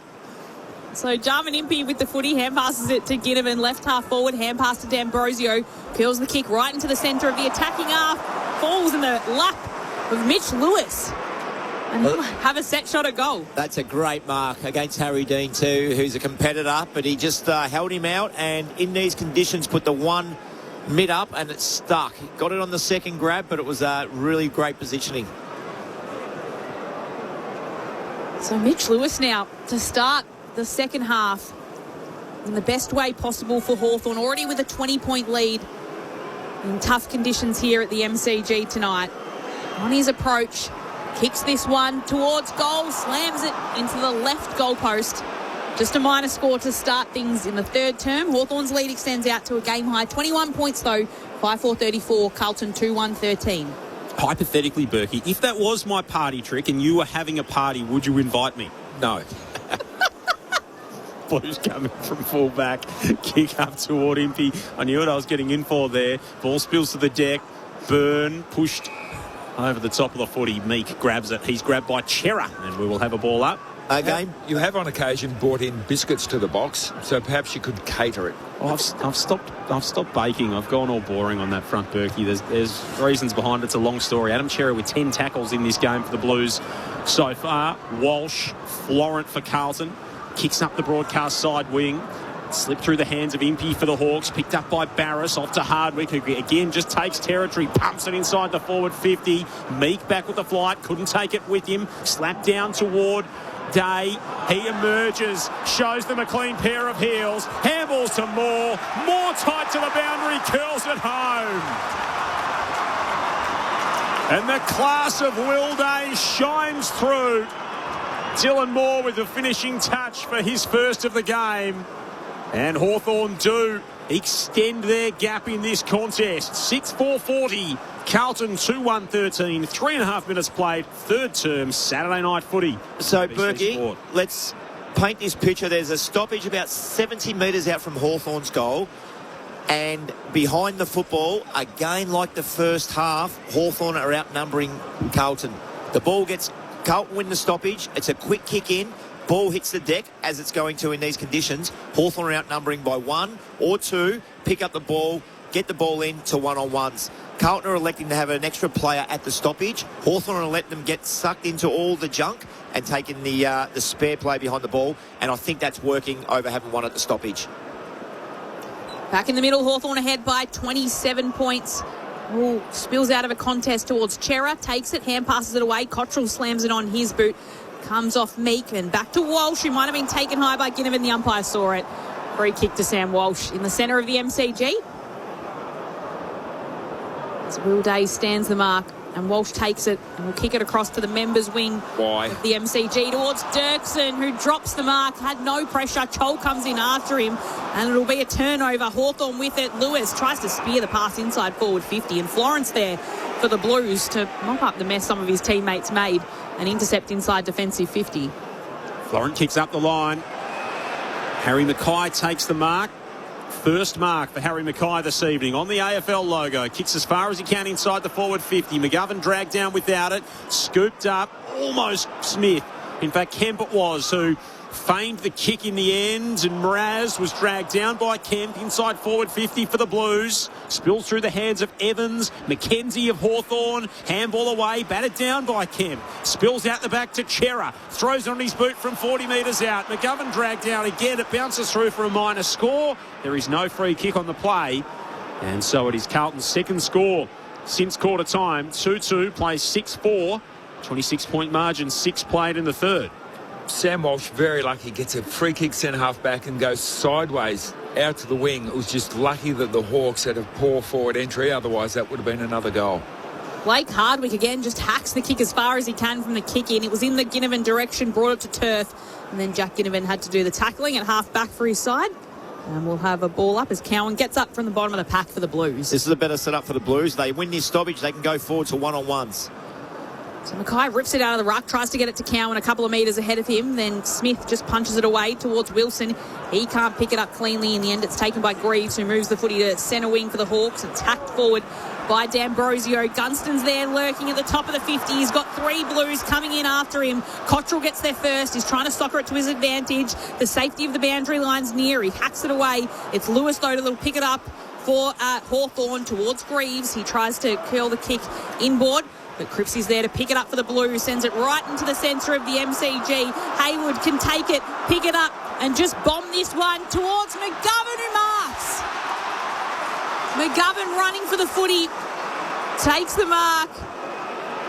It was a one-on-one. Mitch McGovern wins, and we'll have a set shot directly in front of goal for the Blues. Berkey, keep it simple. Paddy Cripps. 2 long kicks. Paddy Cripps goes long, hits the deck. Haywood picks it up, takes some steps, kick it long, another mark.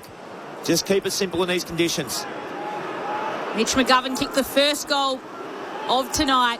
He comes in from an unmissable range and drills it for Carlton.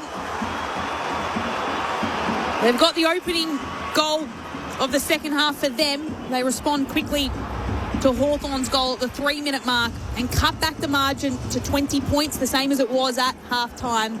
and stay within a sniff of the Hawks. 3-2-20 Carlton, Hawthorn 6-4-40, 7 minutes played in the third term on ABC Sport.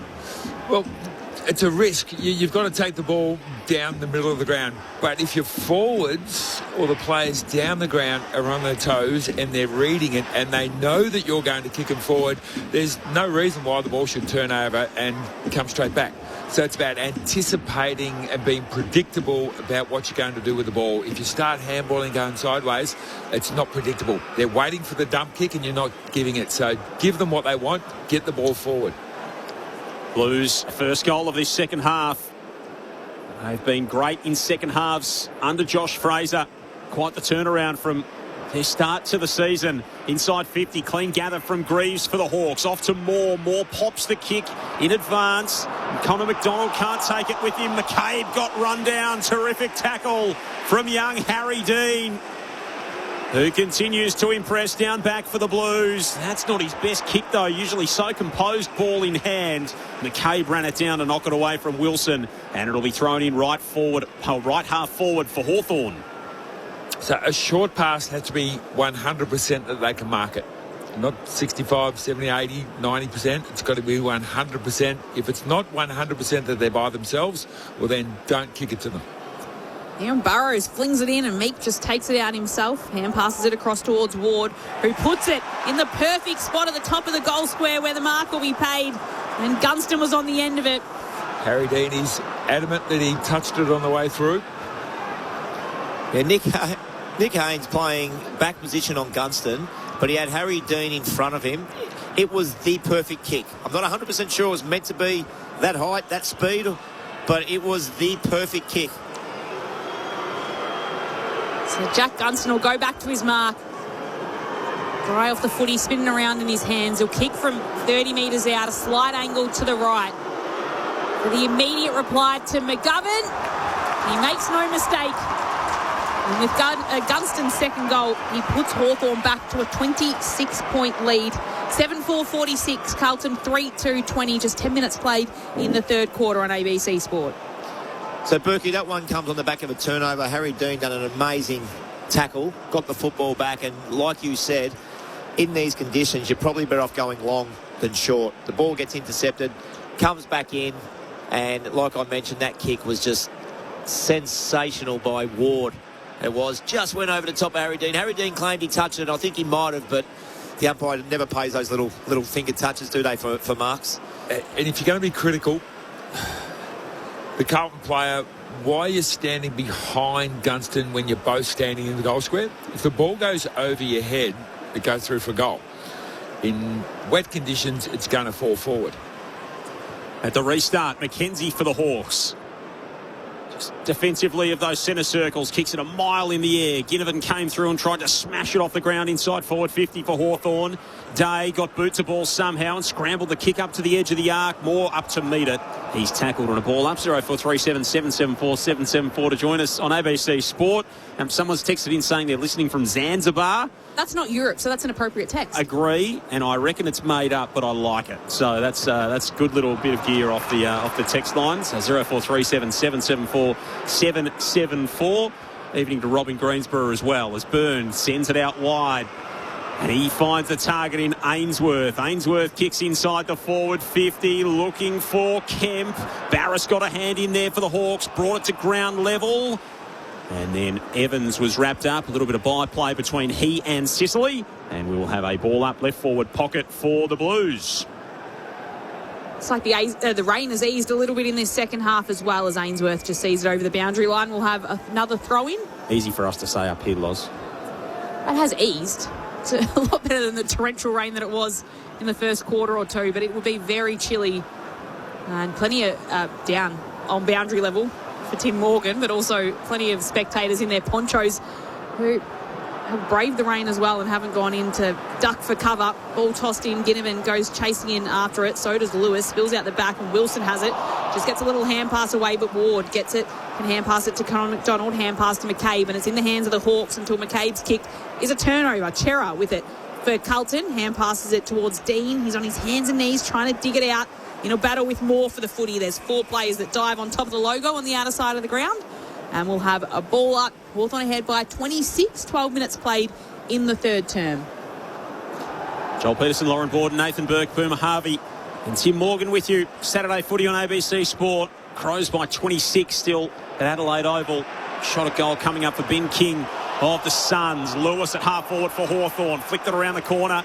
And Dean laid a good tackle on Hill, who's had a very quiet night. Matt Hill hadn't touched the Sharon to half time.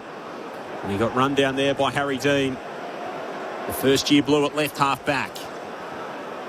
Going to kick for territory. Up the wing. Poor disposal in the end. Straight to Josh Ward, who's been on the end of a couple of those so far tonight. Ward defensively and into the centre square. Made Eamon scramble forward a bit at the back edge of the square. Then Byrne caught him. He ran out of ideas. Carl Amon. Got to go. And Taylor Byrne grabbed him, picked the footy up, sent it to the pocket, Kemp the target. And guess who stood in the road? Blake Hardwick bashed it out of play and forces a stoppage inside the arc for the Blues. 12 tackles for the game for Adam Cherrett's date, leading all comers. Hawthorn ahead by 26 points. Ball will be tossed in the forward pocket. The city end of the MCG in this third term. As Meek just takes it out of the ruck himself, almost unopposed, then puts it onto his left boot. Puts it out in the Hill direction, bounces over the top of his head, and it'll be in the hands of the Blues again as Newman takes it and puts it back inside the arc. Hardwick, two hands, couldn't take the mark. Will be able to be cleared. Bailey McDonald hand passed it across to Ward, who moved it outside of a defensive 50 to Morrison. Hand passes it to Mraz and kicks it right down the broadcast wing of the ground, close to the boundary line. Gunston marks it and keeps it in, wheels around, thumps it on his boot, and will go inside forward 50. It was Moore who had front position against Hollins. Maybe wanted a little free kick there, but it'll be a stoppage inside forward 54 Hawthorn. They've got a 26-point advantage, 14 minutes played in this third term, 2-1 in favour of Hawthorn. That's how the goals have been scored in this third quarter. Hawthorn ahead by 26. Ball tossed back in. Lewis reaches up and does the tackling at ground level for the Hawks as well. Connor McDonald scoops the footy up and kicks it straight to Harry Dean. Top of the defensive goal square for the Blues. In the Rising Star conversation at the end of the year, having played a number of big roles this season in defence for Carlton. Cowan squeezes his kick along the boundary line. Did it stay in for Hollins? It didn't. So far too cute, Carlton. It's crazy, isn't it, Berkey? They've got the opportunity to go forward with the ball and they want to go sideways in these conditions. McCabe hangs it into the night sky. Hill came over the front of the pack, couldn't take it with him. McKenzie dragged down as he got his kick around the body. Nice gather from big Flynn Riley, who reeled the Sharon in, pumps it out of there up toward halfway. Ison the target of the kick. He will end up on the end of it here, Jack Ison.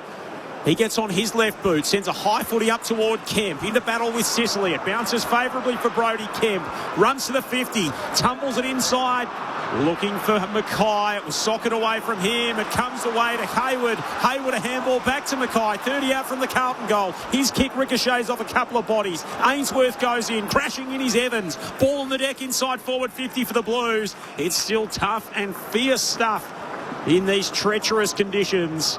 And a ball up 45 metres out from the Carlton goal. They trail by 26, 16 and a half gone, third term. Umpire flicks it up. It's Chol doing the ruck work here for Hawthorn and palms it down right towards Hardwick, who'll clear it out of defensive 50. 2 bounces, 3 bounces, and that'll be a Lasso free kick and a Carlton free that Billy Wilson will be able to take. Wing and half forward for the Blues. And Hardwick clearing it away from defensive goal by fair margin. As Wilson takes it and will put the kick right to the top of the 50. A shallow entry. Mackay got a hand to it. The ball's carried over the boundary line. Byrne and Cherrett doing the tackling on Sicily. Byrne doesn't want to let go of James Sicily, but it will be tossed in 49 metres out from the Blues goal. Carlton ahead by 26 points. 17 minutes into this third term. 5 to 9 clearances Hawthorn's way. So Riley and Chol in the ruck. Chol just moves the first gamer out of the way. Hayward takes it. Chol does the tackling as well. Brings Hayward to the turf. And we'll have a ball up this time 60 metres out from goal for the Blues. And Hayward in his 200th game tonight, obviously playing the majority of them for Sydney. Free kick and advantage. Hayward to Chera. Chera eyes the sticks, runs to 45 and drills it. And that was a dry weather play for the man who's been right at the front of the grunt work tonight for the Blues. Adam Chera with his first in the game pulls it back to a 20-point deficit. 4-2, plays 7-4. 18 played third term. Saturday night footy on ABC Sport. A wonderful finish there by Chera. The cream rose to the top then. That was a wonderful kick. But what I liked about Carlton then was the early forward entries in this quarter. It's gone in once and then come back out again. Gone in once, come back out again. They actually had a couple of ball ups, repeat stoppages, get extra 2-3 opportunities to do what Chera did then. They're small forwards. I like them to not just worry about sitting on the outside waiting for that ball to roll out so they might be able to snap a goal. Just get in and cause a ball up. Cause something, keep the ball in their forward 50. So marching back to that half-time tally of 20 points advantage of Hawthorn as Troll takes it and gets it to Connor McDonald, but there's been a free kick in the middle. Connor McDonald's a little unsure where to give it, but it's to Walsh, who's standing right beside him. Nice to see David Parkin on the TV broadcast too, Loz. Yes. Of course, Carlton and Hawthorn legend, long-time colleague of ours here at ABC Sport. Absolutely. As Walsh will take it and kick it all the way to half forward. Ball spills to ground. Newcomb can't quite move his way out of a big group of traffic and then just chips it, or kicks it rather, down to the AFL logo where Wilson does the tackling on Hill, who's holding onto the footy in just his second game for the Hawks. He's wrapped up and it'll be a ball up centre wing. Riley gets a nice tap out to Cripps, hand pass to Jagger Smith, who flicks it out towards Wilson. He has a bit of space to put it on his boot and can kick it to right half forward through the hands of Ainsworth. Has to do the tackling on Impey. Then in comes Mackay to crush him to Amon. It was Hayward rather, gets the ball out. Hand passes it away to Ainsworth. Hand pass to Jagger Smith, who'll kick to a hot spot, top of the goal square. Kemp can't take the mark. Ison can rove and misses the goal by a sliver. And that's just a 1 point now for the Blues. He nearly snuck it through. Hawthorn's lead cut back to 19 points. Tim Morgan on the boundary. Yeah, just a quick update on the conditions. It's just about stopped raining since for the first time since the start of the game. So it certainly is improving down here on the boundary. Almost hood off type stuff down there, Timmy. Even Pete Hooley's taken the poncho off down there, which is a sight for sore eyes this evening. All ricochets around off the kick in at halfback for Hawthorn. Impey has a hand in the chain. Out to Ward. Ward kicks long. Gunston got out the back. The Carlton players didn't read the flight of the footy at all. Thought it was going to drop short. Gunston was awake to it. Now he drives it inside the arc. He's got two to choose from. Chol and Moore. Chol tried to keep it in for Moore, and he was helped over by Florin. It'll be tossed back in 45 metres out from the Hawthorn goal. A really good work rate there by the Carlton defenders and wingers, getting back to support. When they looked up, there was a swarm of navy blue jumpers there, so I had to go boundary side. So the footy just carrying a little bit further as things have dried up a bit here at the MCG. Meek wins it down. Riley helps with the tackle. Cripps picks it up for the Blues and bashes it out of defence. A kick into the centre of the ground. Kemp crashes the pack. Hardwick the last in the chain. Hand pass back to Sicily. He can start Hawthorn's forward momentum. Finds Newcomb, who was pulled down by McGovern after he marked it. Now Newcomb brings it back toward the broadcast side for Sicily. Holding on to it at centre wing. Just chips it out towards Ginnivan.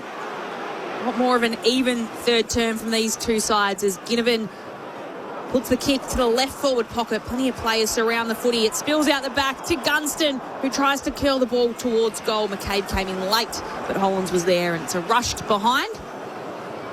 Means Hawthorn's lead is out to a 20-point margin. Back to that half-time margin is where it keeps coming back to during this third term. Hawthorn ahead by 21 minutes played in the third. Dirksen measures the kick outside the defensive 50 for Ison. Ison's kick on the diagonal, turned it over. Walsh set him an awful task, and it's handed away to Newcomb. Newcomb gives it off, and the flying shot at goal from Ward is there. It was a play laced with risk for the Blues. It's come unstuck, and Josh Ward has made them pay back the other way to make it a 26-point margin again. 8-5-53 to 4-3, 27, 22 and a half played in the third term. And again, Berkey and Boomer coming out of defence. The Blues were just too cute with it. Yeah, I think it was Ison that time, trying to hit the short pass into Sam Walsh. But Sam Walsh, again, he's got to know he can't just blindly handball the ball over your shoulder and straight to the Hawthorn player and just catch your defenders napping, because they all push down the ground thinking, yep, we're going to kick the ball long, we'll get out and we'll actually clog up that corridor. It just catches everybody out. So Walsh and Ison, you both should do better. Half-time in Adelaide Oval, the Crows ahead by 27 points. Here at the MCG, the ball's brought with a shallow inside 50 for the Blues. McGovern goes chasing in after it. Hardwick's given away a free kick here. And it'll be Hayward the recipient of it for the Blues. Yeah, good players normally have a lot more awareness around that, Berkey. You said Sam Walsh trying to get the 45 kick. When you go into for the 45 kick, you've got to know what's around you. Just drops the kick into the left forward pocket where Impey reads it well, drops the mark, but can recover and clear it outside of the danger zone towards Morrison, shoves it on his boot, and he puts it in the path of Greaves, who was being held onto by Nick Newman, and it'll be a free kick. The umpire will bring it back. Again, what was that kick of Hayward's? No idea where he's kicking that ball. Reeves to Amon to Impey. They all combine. A little drop kick to the top of the 50. D'Ambrosio marks, and he can just dab a kick to Chol, who's on the lead. And Mabior Chol marks 45 metres out, 45-degree angle. And all the Hawthorn fans in the ground tonight cross their fingers. Yeah, I actually don't like Mabior, and this is only me and my preference. His run-up is so slow, Berkey. Yeah. You don't get a lot of purchase on the ball. It'll be interesting to see. He's going to have to kick this ball from about 45, so he's going to have to get a lot more momentum to get the ball over the line. It's going to be a 50-metre kick, so let's suss this out. He's still going in fairly slow. A wet ball, you can't nurse it through. A couple of kicks tonight from Mabior Chol haven't registered a score on this wet night. This one, he eases towards goal. Again, it's completely across the face. It bobbles across the heads of those standing on the line. And it's a minor score. I think it is his first score for tonight, though. No momentum in his run-up. He's just got to go a little bit quicker for me. And when you go quicker, I seen him kick on the run earlier tonight. He actually penetrates the ball pretty well. 5 in the second half last week, marked everything that came near him. He is hot and cold, but the best of them is Mabior Chol. Ball close to the boundary line from the kick-in. Sicily kept it alive. Evans runs it up the line by foot. McGovern back the other way. He slid past a couple and it stays in Carlton's hands. Chera, Walsh, bashes his kick up in front of the members. It'll bounce and stay alive again. The Blues have kept this footy alive by hook or by crook, and then Hayward drags Hardwick over the boundary line. And it'll be tossed back in, as Loz said, 200th game for Will Hayward, the South Australian out of the Walkerville Footy Club in Adelaide's inner suburbs. Not too far from the Adelaide Oval, just down the road from the ABC facility there in Collinswood, Loz. It's an important marker. That's a lot of our listening audience would be very interested in that, I'm sure. You can see the big rotating ABC sign on the top of the building there at Collinswood as Day crashes it out of the stoppage. Billy Wilson's back there for Carlton, beyond halfway to pick it up. Gave it to Cowan, around the body to Newman. And Newman can get the Blues going back into straight line footy. 27-point game. That's the Blues score as well. So the Hawks are doubling Carlton's score at this point. 26 gone third term. It gives you the indication of the task ahead of the Blues. Nick Newman, another former Swan. So Florent marked his 200th game last week as well. And then Hayward tonight. So plenty of ex-Swans coming into the Blues lineup across the last few years as the ball goes over the boundary line. And we'll have a throwing right to the left of the interchange gates. Hawthorn ahead by 27 points, nearing the end of the third term. Flung in from the umpire, Meek and Mackay in the ruck. A little tap out comes the way of Cam McKenzie, who can shove the kick to the top of the 50. Haynes is right where it sits and can intercept the ball for the Blues. He looks backwards and will go defensively to Nick Newman, who completes the switch across to the outer side of the ground. Billy Wilson marks in the left back pocket. Just 4 games last year for Billy Wilson. He's now racked up 9 so far this year. He takes the game on and then has to hand pass it away to Dirksen, who just grubbers a kick forward towards Walsh. It doesn't work very well for him at all. He soccers it forward, back to the right forward pocket for Hawthorn, where Lewis picks it up, looking for Chol. It sat in the air for a long time. Gitterman tried to pick it up. Newman was clever. Rushes it through. 4 are behind. Are you going to say it, Berkey, or me? No, I'm just getting sick of saying it. Yeah, it's the same thing, isn't it? Trying to pull off more than they should in the back half. I mean, that should have been another goal against as well. This time they exited out a defensive 50 neatly. Ainsworth to Mackay. And Hollands bit off the 45-degree kick into the centre corridor, and it was pinched by Connor McDonald. So it's happened again to Carlton. McDonald to the edge of the 50, and Greaves has pulled in a beauty. Back with the flight. He just allowed that ball to fall into his hand as he tracked it over his head, and he's marked 49 metres from home. Holland running out of your half-back line, facing forward. Wanted to do everything but bang the ball inside your forward 50 and give your forwards a chance. Now Hawthorn are having a shot. Under 18 All-Australian last year, the great nephew of Kaji Greaves, the Brownlow medalist, gives it an almighty right to Chol! And Mabior Chol climbs the pack and pulls it in from the heavens. He was up there with the rain clouds, Mabior. That is a great mark in these conditions. I know it's dry, but the conditions are still not perfect. And not even he can miss from here. No need to watch this one for Chol. He sticks the big mark, goes back to the top of the square, and puts through his first of the evening. He's made a few look very, very difficult. And as we said earlier in the call, he makes the difficult look very, very easy at times. 9-7-61 Hawthorn, 4-3-27 Carlton, 29.5 gone in the third term, and 10 minutes into the first term, I didn't think we'd see that tonight. Nah, that was sensational. Young Harry Dean just Mabior Chol actually used the goalpost as a little bit of separation. So Harry Dean had to go one way and Chol went the other way. One thing you don't want to do is give him a run and jump at it. And don't worry about the momentum. When you're kicking from 3 metres away, momentum means nothing. What a grab.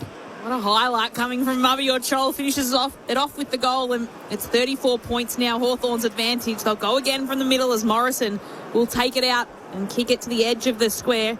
Will be punched away down to Meek, who can take it, hand pass it to Day, and he'll kick it 20 metres out from goal. Lewis had front position, 2 hands, gets the free kick against Dean. And it's a set shot in front of goal, a free kick to Hawthorn.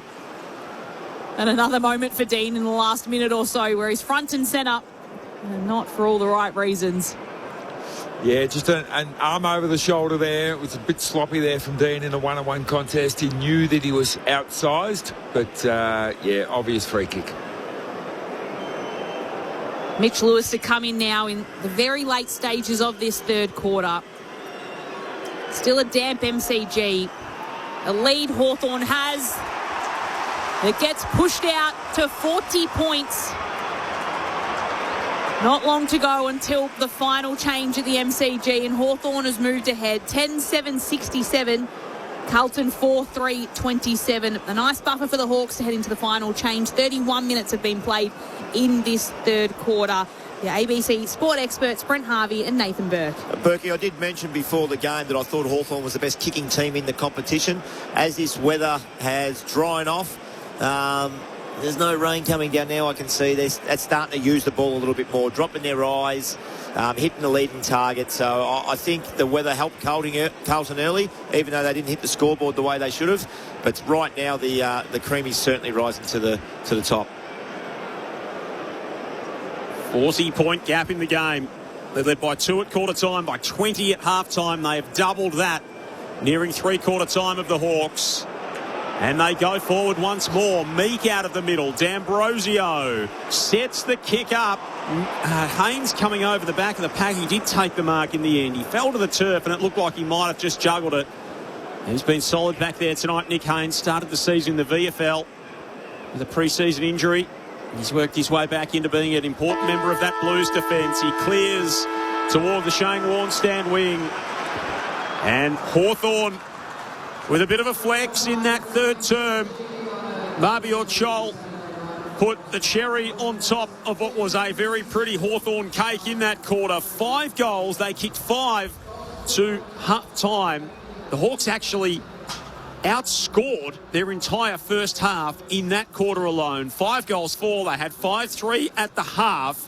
And even though Carlton kicked their first goals in that term since quarter time, it is the Hawks who are well and truly on top as we turn for home. 10-7-67 to 4-3-27. 3 goals to Jack Ginnivan, 2 to Jack Gunston, a goal to Chol, a goal to Ward, a goal to Harry Morrison and to Mitch Lewis. For the Hawks, for the Blues, great goal to Adam Chera in that term. Mitch McGovern has 2. And the first gamer, Flynn Riley, with the other for Carlton. Cross in South Australia at half-time. It is Adelaide still ahead by 27 points, so about 7 minutes to go in half-time there. 7-8-50 Adelaide, Gold Coast 3-5-23. That's where we'll take you after the conclusion of our match here at the MCG. We'll get you to the Adelaide Oval for the final stages of the match between Adelaide and Gold Coast. At the MCG, it is Hawthorn ahead by 40 points. Saturday night footy on ABC Sport. What's loaded with fun for the whole family? ABC iView. Bring it! From the investigators and caper crew to Andy Lee's Do Not Watch This Show. You can keep watching. Find it all on ABC iView. This is the 2026 AFL Premiership season with ABC Sport. Day, he emerges, shows them a clean pair of heels, handballs to Moore tight to the boundary, curls it home. But Cripsy's there to pick it up for the Blues, sends it right into the centre of the MCG. Hayward can take it, pick it up, and just bomb this one towards McGovern, who marks. He comes in from an unmissable range and drills it for Carlton. So Jack Gunston will go back to his mark. The immediate reply to McGovern. He makes no mistake. Free kick and advantage. Hayward to Chera. Chera eyes the sticks, runs to 45 and drills it. Dyson's kick on the diagonal, turned it over. Walsh set him an awful task, and it's handed away to Newcomb. Newcomb gives it off, and the flying shot at goal from Ward is there. 18 All-Australian last year, the great nephew of Kaji Greaves, the Brownlow medalist, gives it an almighty right to Chol. And Mabior Chol climbs the pack and pulls it in from the heavens. And not even he can miss from here. No need to watch this one for Chol. Mitch Lewis to come in now in the very late stages of this third quarter. The lead Hawthorn has. It gets pushed out to 40 points. The AFL on ABC Sport. On radio. ABC Sport Digital Radio. And ABC Listen. And that's where the margin sits at the final change here at the MCG. Hawthorn ahead by 40 points. The Mabior Chol mark, one of the highlights, or certainly the highlight of this match, where most of it has been played in wet weather conditions, but the rain looks to have dried up here so far. Hawthorn 10-7-67, Carlton 4-3-27. Lauren Borden and Joel Peterson calling the action. Tim Morgan down in the front row of the MCG for us this evening. Nathan Burke and Brent Harvey sitting in the back row, potentially singing along to Sweet Caroline at this moment. I'm not sure. That is quite loud as it comes through. Charlie Cameron kick a goal. Is that his, that's no, his song, isn't it? Country Roads. Oh, is it? Oh, Sweet Caroline. Yeah, one of them has John Sweet Denver? Caroline. Yeah, who has Sweet Caroline? It's a great question. It's not Zach Bailey. Yeah, it's one of the... Might be Zach Bailey. It's one of the Brisbane boys, definitely. Yep. There we go. Heard it before. Overplayed. 0437 774 774. We opened up a can of worms, didn't we, Loz? You did, Joel, and I'm not handling it. They're all yours. All right. So, Matt, I'm a Blues fan listening from Lucknow in India, not to be confused with Lindenau in Gippsland. It's raining a lot here too. Good on you, Matt. John is listening in Jindabyne after a day fishing at Lake Yukonbean. He reckons it's colder than us. Good on you, John. Hopefully you got onto a couple of trout up there at Yukonbean. Who's this? Doesn't leave a name.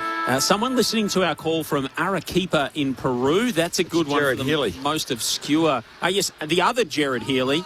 He had the name for 18 months prior to the Brownlow medalist. So Jared Healy, the Brownlow medalist, was so good that he was named after this other Jared Healy.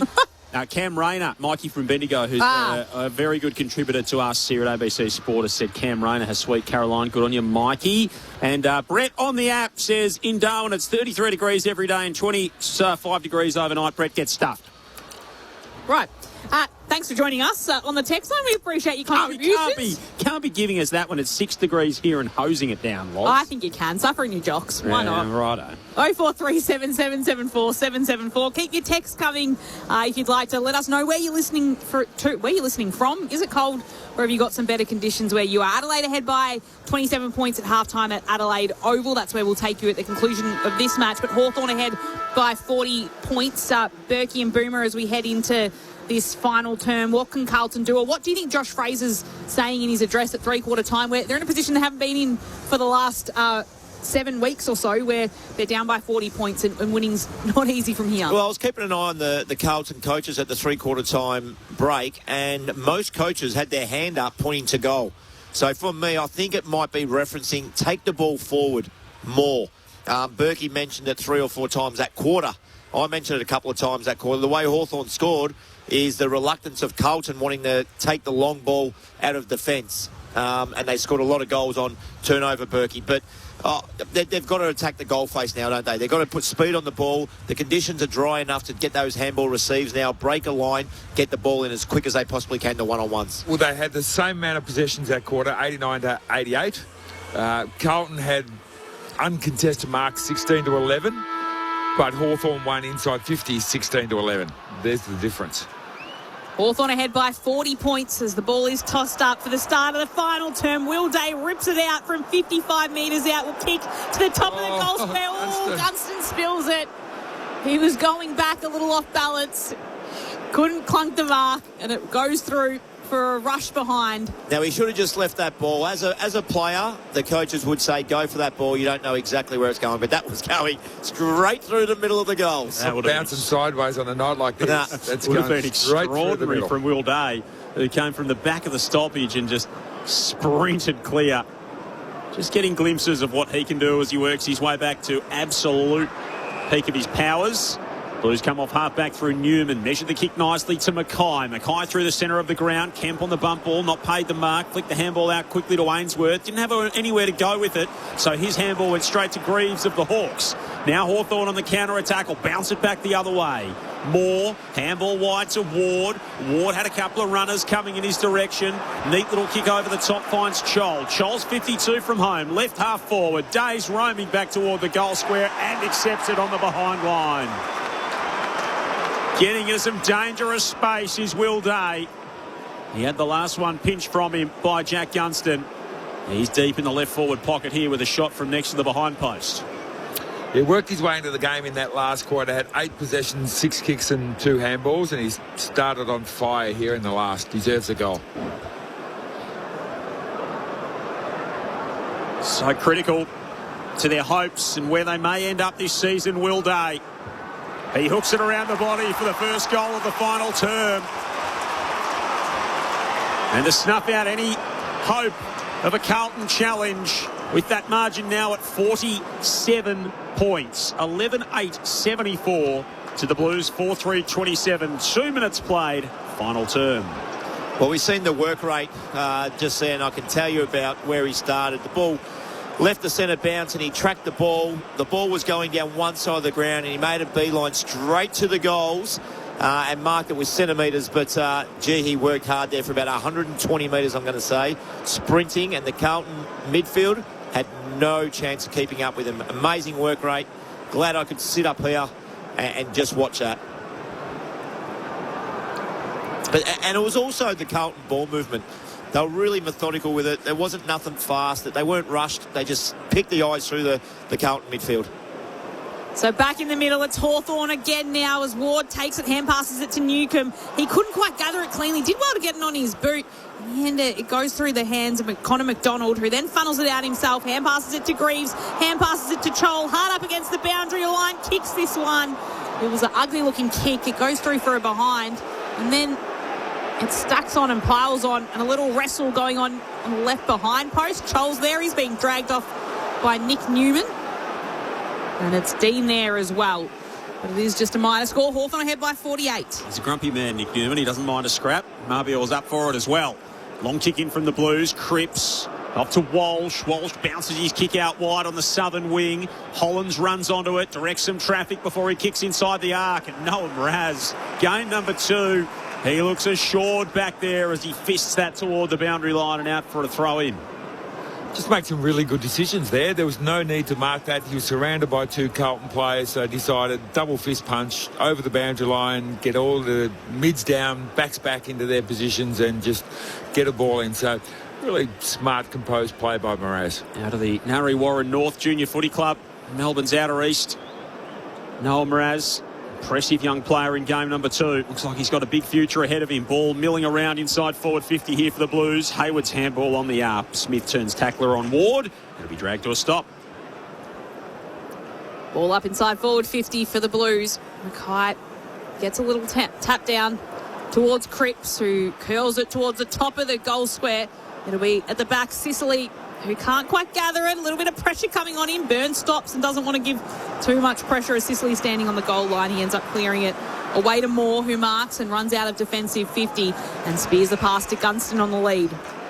Looking a little bit more like dry weather footy now as he hand passes it back to Moore and kicks it down towards centre wing. Lewis marks on hands and knees. Jagger Smith just stands exactly where he is, 90 degrees to where Lewis has taken the mark. He plays on, puts the kick inside forward 50. Dean juggles the mark. Second, third, fourth attempt, holds on to it. Yeah, it's an ugly look for our game, that stand rule. They've got to do something. Not sure what the change is. You need a solution when you say stuff like this, but I haven't got one, but they just need to change it. I know. Do what we did for 150. Yeah, fair enough. Go sideways, do whatever you want. I like it. Just don't go forward with the mark. Dean to McGovern. McGovern's kick across the middle, picked off by Impey. Rather easily at that. Again, why are we going across the ground, Carlton? Impey inside the 50, just lays it into the path of Dylan Moore. And off another turnover, the Blues will get potentially another goal kicked by this Hawthorn team. They're trying to widen the ground, Berkey, but if it's not on, it's not on. You can't manufacture switches, can you? Because you go into a 50-50 across the ground. And yeah, it's silly. Just attack the goal front. Already 7 goals from turnover in this game for the Hawks. Dylan Moore makes it an 8. And they are preying on Carlton miscues. Moore with a second goal in the game for him.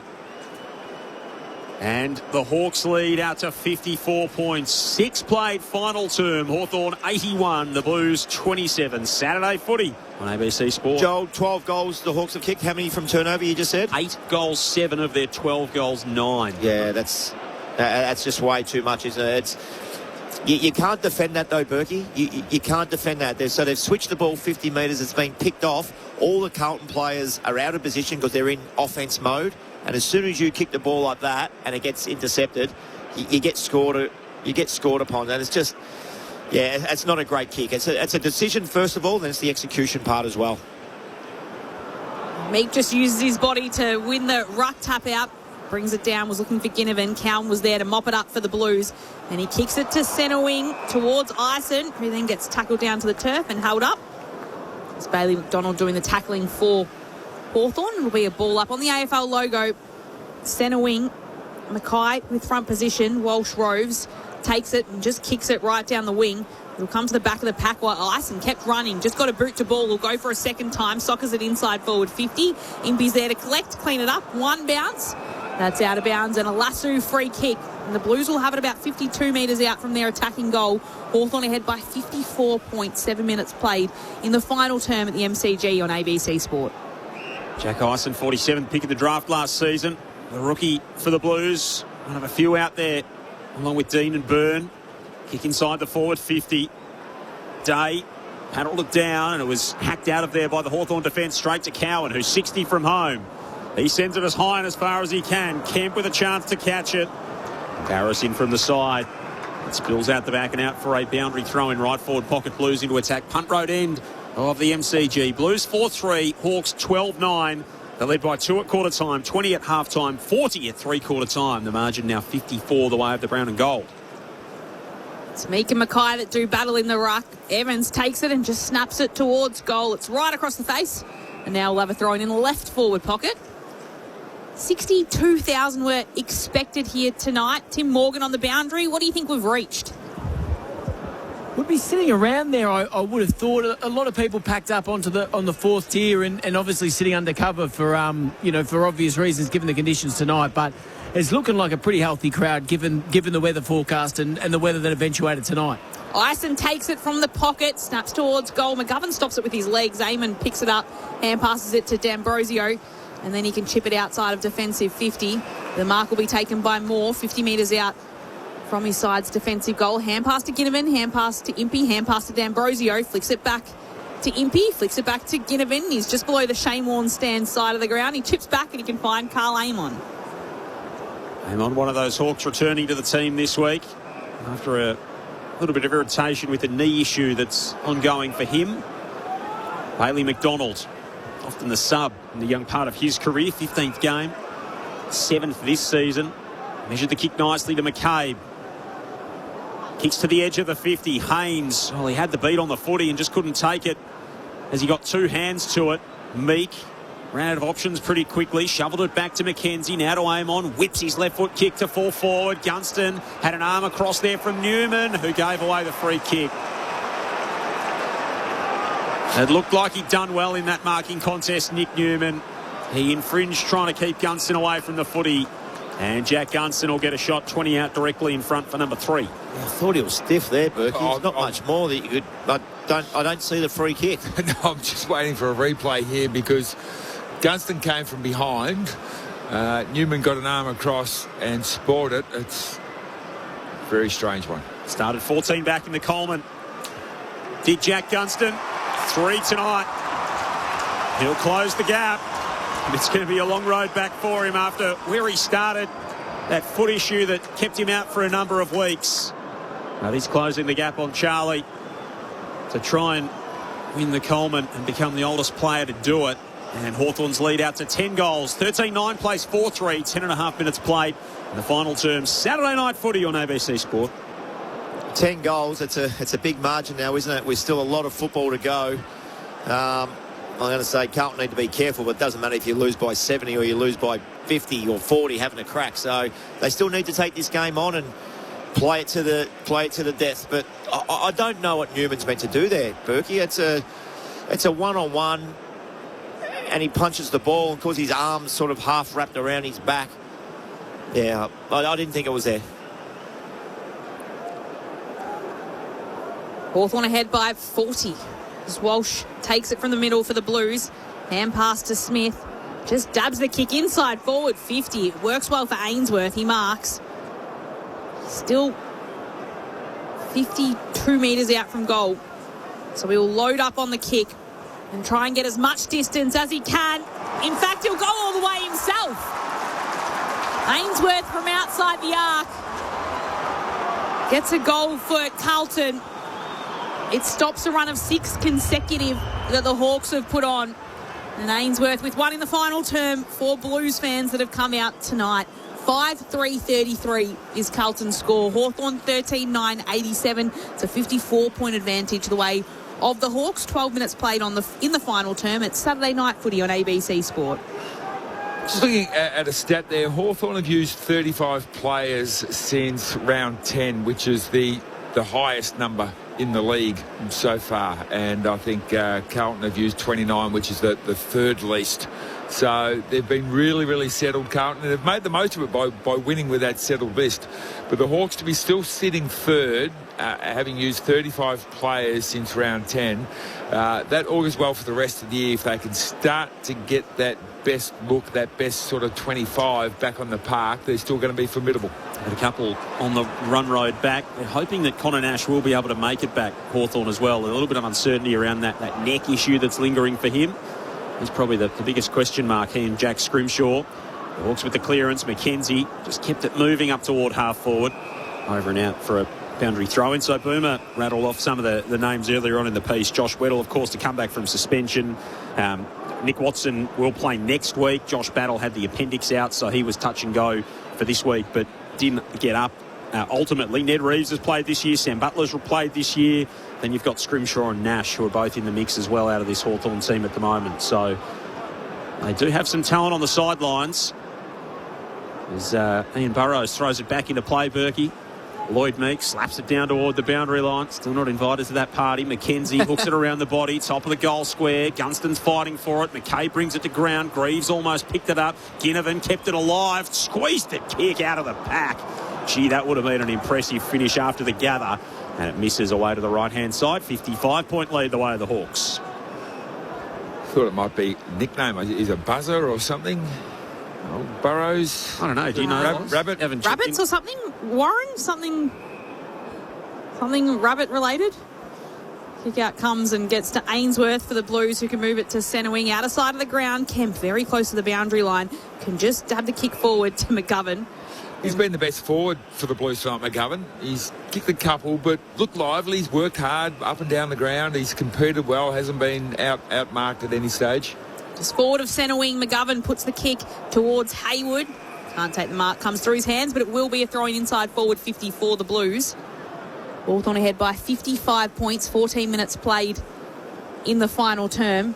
Lauren Borden, Joel Peterson calling the action. Tim Morgan on the boundary. Nathan Burke and Brent Harvey are experts on ABC Sport. We headed to the Adelaide Oval, or to Adelaide Oval at the end of this match. The Crows ahead by 46 points against the Suns. 12 minutes played in the third term.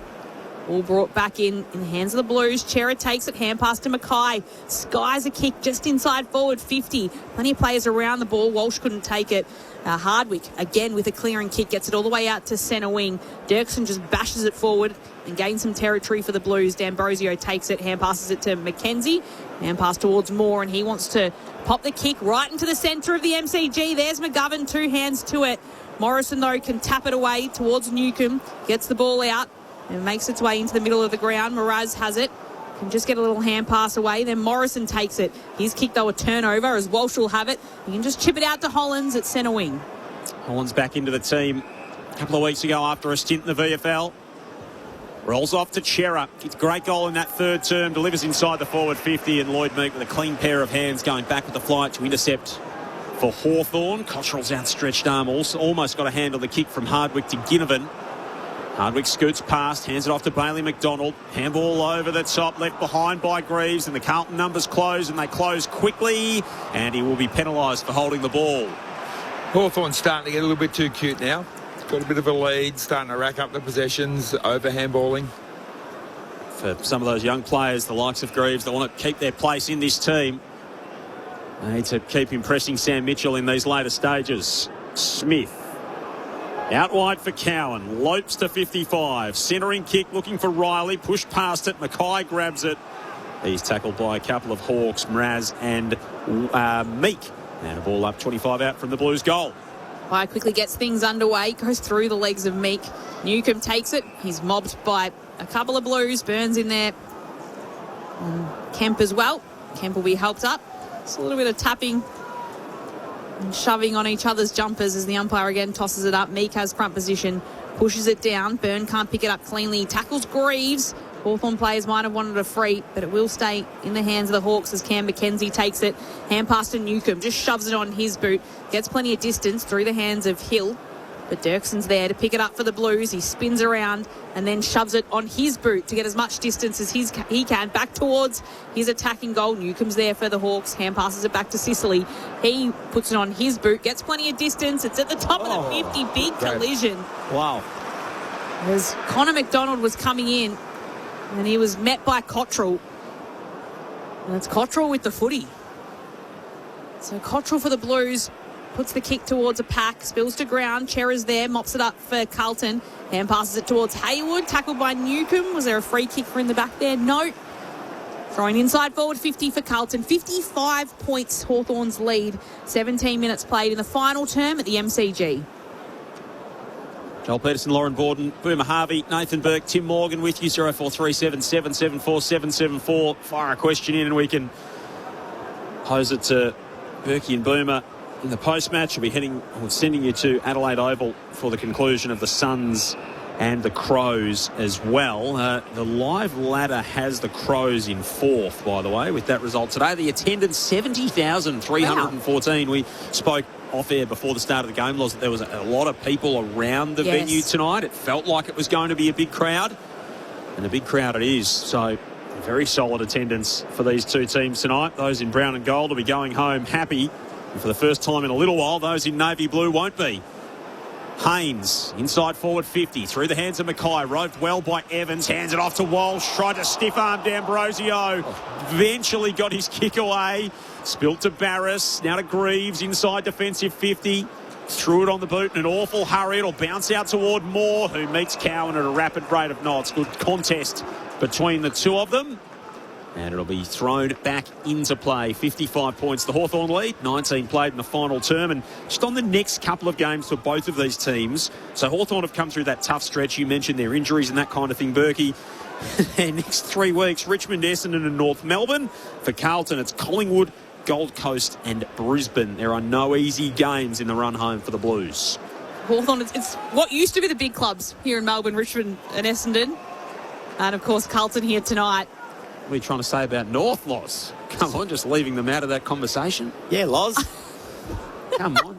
You've got 2 North supporters here. Oh, sorry, I didn't mean to offend. I don't know. I'm going to move on. Kick inside forward 50 for the Hawks. Dunstan picks it up, hand passes it across to Hill. He's running in to an open goal. Little kick through the middle. First goal. And that is Matt Hill's first goal. He debuted in Launceston. His first goal comes at the MCG. The Melbourne Storm Academy, he chose Aussie rules. And like you said, Boomer, every single Hawthorn player that's on the field is running to the left forward pocket where Matt Hill turned his celebrations to and giving him a pat on the head as he just dabbed this one through from point blank range. What about the handball from Will Day? The no-look handball over his left shoulder that nobody was expecting, and beautiful pace by young Hill. Hasn't had a lot of the ball tonight. I think that's only a couple of possessions, but that's one. That's his first possession. He had a handball at the start of this quarter. I can guarantee you that. One kick, one handball. Yes, there you go. Yep. So that's his second possession, and he had a pretty lean night, but you know what? You hit the scoreboard, everyone gets around you, everybody remembers your first goal. And the goal's worth 5 disposals, Joel. So that's 6 tonight. That's fantastic. He's taken her in for a converted try. 6 points for Matt Hill and the Hawks, and they'll take it out of the middle again. Greaves been thrown onto the ball. He toe pokes it forward. Cottrell getting back there to support the Blues defence. His hand pass pinched by Moore, and he lays it up to Newcomb, 45 metres from home, directly in front. Yeah, doing it pretty easy now, the Hawks, aren't they? Another centre clearance. Get the ball. They're just so composed with the football.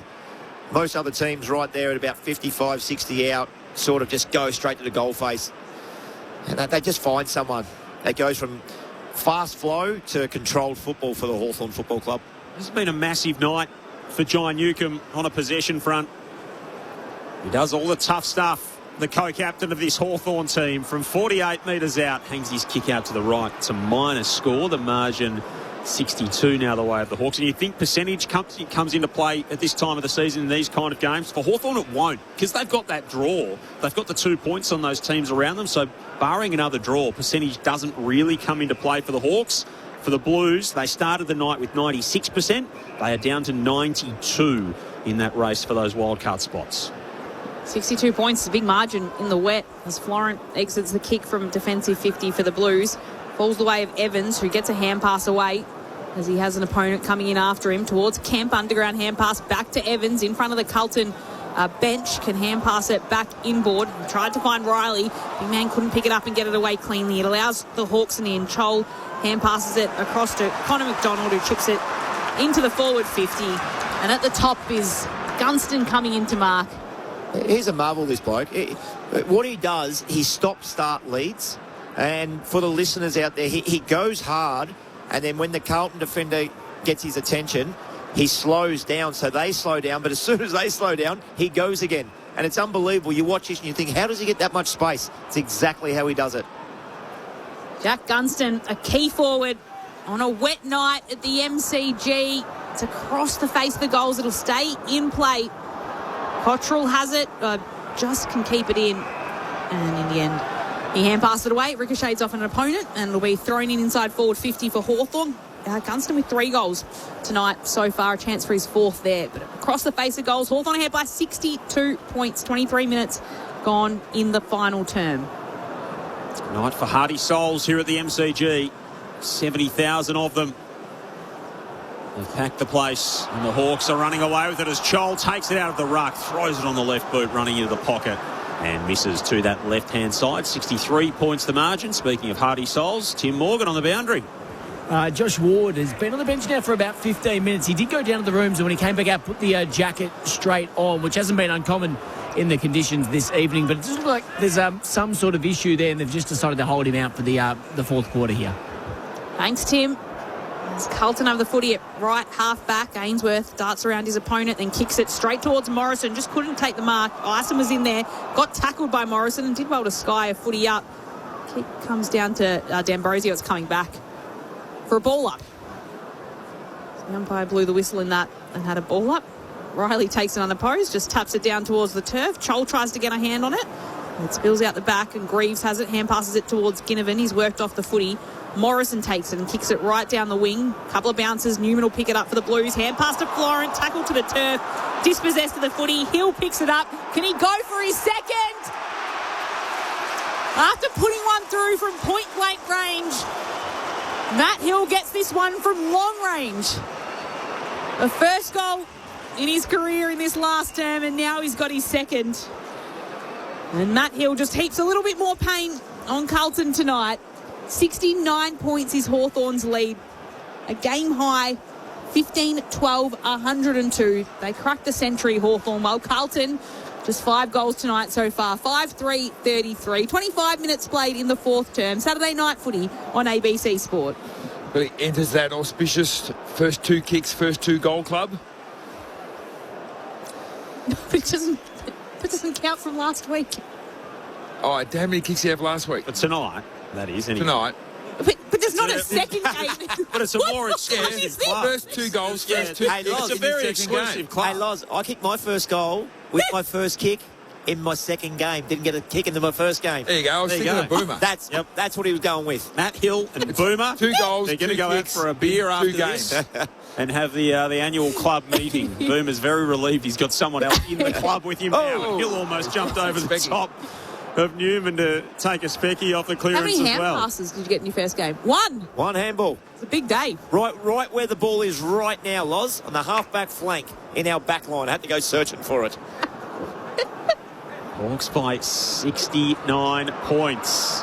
Day emerges through the traffic, kicks to full forward. McCabe thought he might be a sneaky chance of one out the back there. It was cut off by Hayward for the Blues. Florence kick. Walsh clean gather on the up.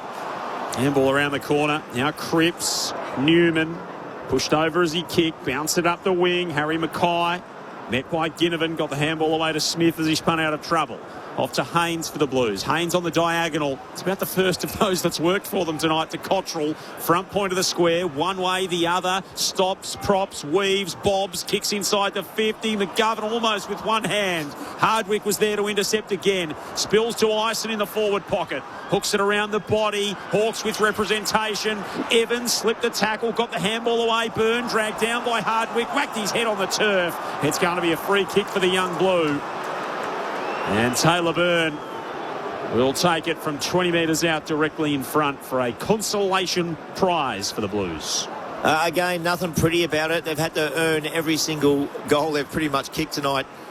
Berkey, the pressure has been elite from Hawthorn, but Carlton haven't done themselves any favours. They just overpossessed the ball a little bit, missed the handball by half a metre here, a little bit low there.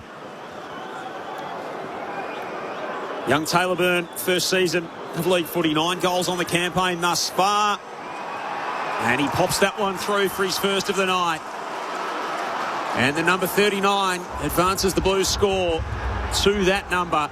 They trail by 63. The Hawks 15-12, 102, 27 and a half gone in this final term. The first time that the Josh Fraser coached Blues have given up 100 points, so they hadn't in their 7-game run previous to this, and the 6th time that the Hawks have cracked the tons so far this season. Well, Hawthorn, their kicking efficiency is only at 44%, and Carlton's is at 51%. It's because Carlton have gone sideways and have far more uncontested marks than they have. Not far more, but they've had more uncontested marks than the Hawks, whereas the Hawks have gone, we don't care about our kicking efficiency, we want territory. We're just going to bang it forward and get it down our end, and that's what's paid off. It's Cripps that wins it out of the middle for Carlton, puts it ahead of Walsh, who was being held on to by Hill, and he'll get a free kick in the centre of the MCG. Sam Walsh looking to add another late goal on for the Blues if he can get a clean entry inside 50. Off the hands of Mackay. Greaves picks it up. Hand pass to Morrison. Hand pass to D'Ambrosio. And the Hawks will exit defensive 50. Mark taken by Connor McDonald, who eases the footy down the southern wing. Finds Day. Hand passes it to Cam McKenzie. And they've got their hand pass game going on now. Hand pass to Hill. Flicks it to Ginnivan, who's darting around and then chips it backwards to Day, who marks. It might have just touched the turf. Mark won't be paid. He hand passes it away to McCabe, who's in trouble. Gets tackled to the ground. Ball spills out the back. Walsh is there. Hand passes it to Cowan and his ankles. Cowan just has to get rid of it. Evans is there. Gets picked up. Gets tackled to the turf. He was tackled without it. And Francis Evans will get the free kick. The ball made its way all the way inside forward 50 for Hawthorn, but it will come back to Frankie Evans, who has the footy. Centre wing for the Blues. They're down by 63 points late stages of this match. Walsh coming up for disposal number 35. 7 clearances. Smith now with it in the centre square. He's had it 19 times. Chera's got 14 tackles in the game for the Blues. Big Lloyd Meeks got 10 for the Hawks. Dean in front of the Carlton interchange. That's the kick you're probably talking about, Berkey. Yeah, exactly. You kick it wide, you gain no territory, but you can't play on.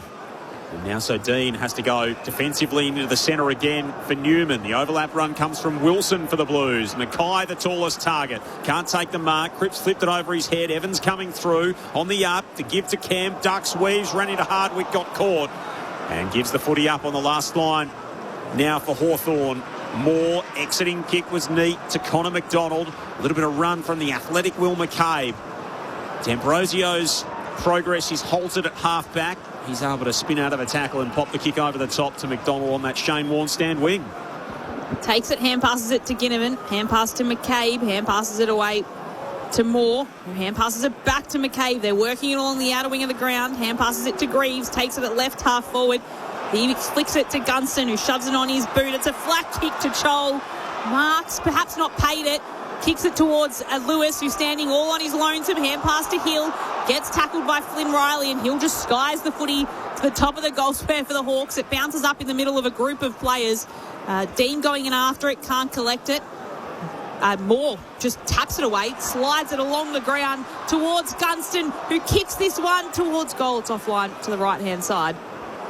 And it's a minor score for Jack Gunston. Hawthorn's lead out to 64 points. Sort of felt like we were back where we started there for a little while. It was pretty scrappy stuff. The Blues will try and exit outside the defensive 50. 103 plays 39. And this 7-match unbeaten run is going to come to an end at the hands of Hawthorn as Day thumps it out of play and then celebrates what's been a terrific effort from both he and team tonight. The Hawks have controlled the contest. They led by 2 at quarter time, by 20 at half time, by 40 at three-quarter time. It's a 64-point gap in the game. Another clearance for McDonald. Handball over the top for Greaves. And Hawthorn brings Carlton's unbeaten run under Josh Fraser to an end. The Hawks cement a top 4 spot and take down the Blues by 64. We love our club and we play to win, riding the bus with a grin and Hawthorn. Come what may, you'll find us striving. Teamwork is the thing that talks. Fun for all and all for once when we play at Hawthorn. We are the mighty Hawks. The rain was torrential to start the contest. It was an absolute arm wrestle early on, and scoring was hard to come by. 9 goals in the opening half, just 4 in that first term. In fact, 7 goals in the first half. The Blues didn't kick one in the second quarter. And the second half, the Hawks absolutely blew the doors off the thing. 10 goals to 4 after half-time. An even spread. Jack Gunston got involved in the game. Marbior Chol with the highlight reel hanger. And the Blues finally suffer a loss again. Maybe their run under Josh Fraser was just the phrase. We love our club and we play to win, riding the bus with a grin and Hawthorn. Come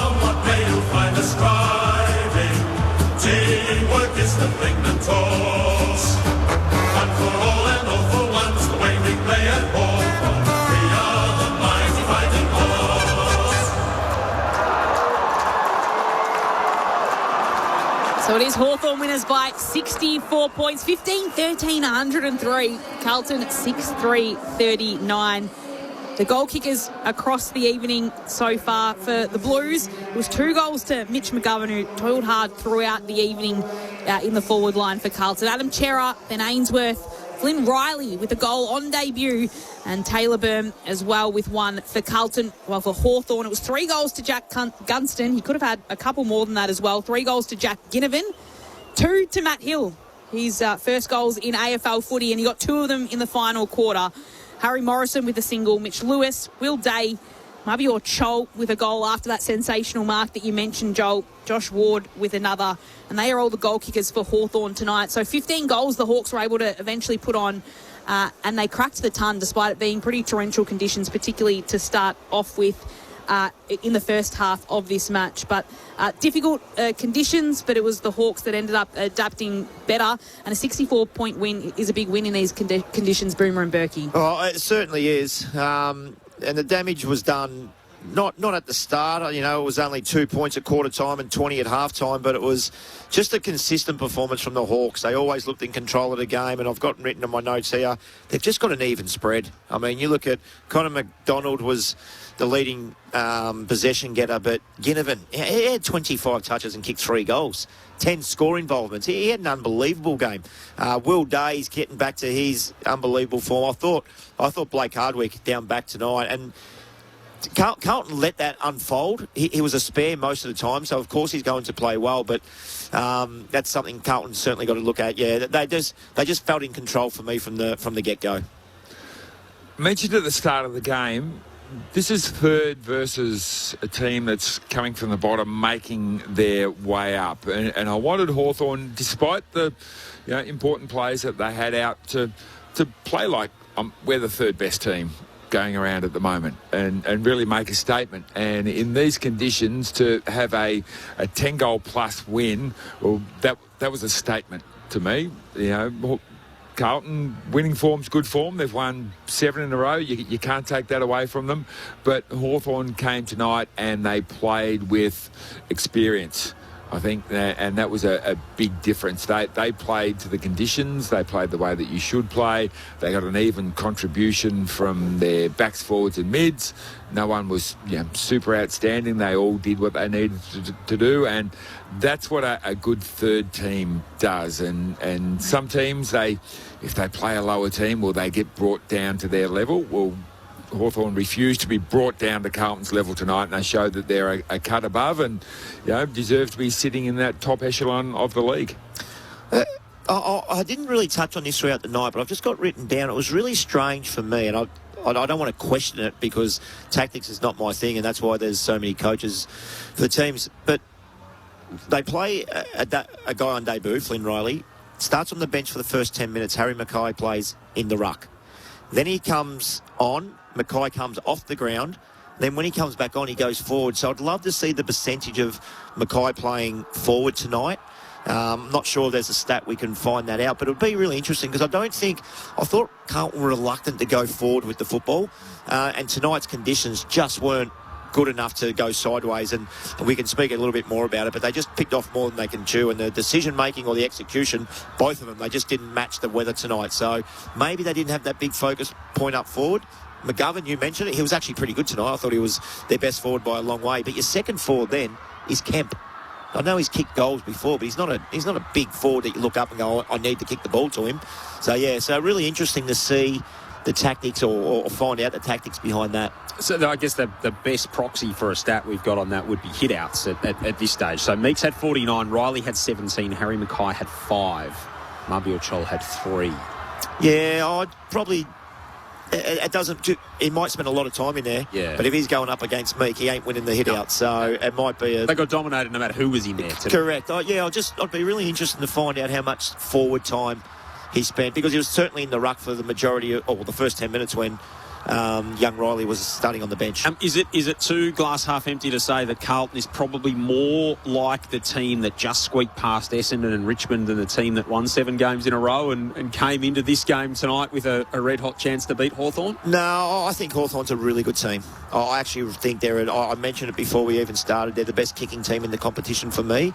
Tonight's conditions certainly didn't in the first half, that wasn't a kicking game by any stretch of imagination. They got the ball, and we've seen Hardwick. We called it kicking torpedoes through the middle of the ground. I just thought as it dried up, we could see the cream come to the crop, and to the top, I should say. And Hawthorn was certainly that team. So they're third on the table. Are they?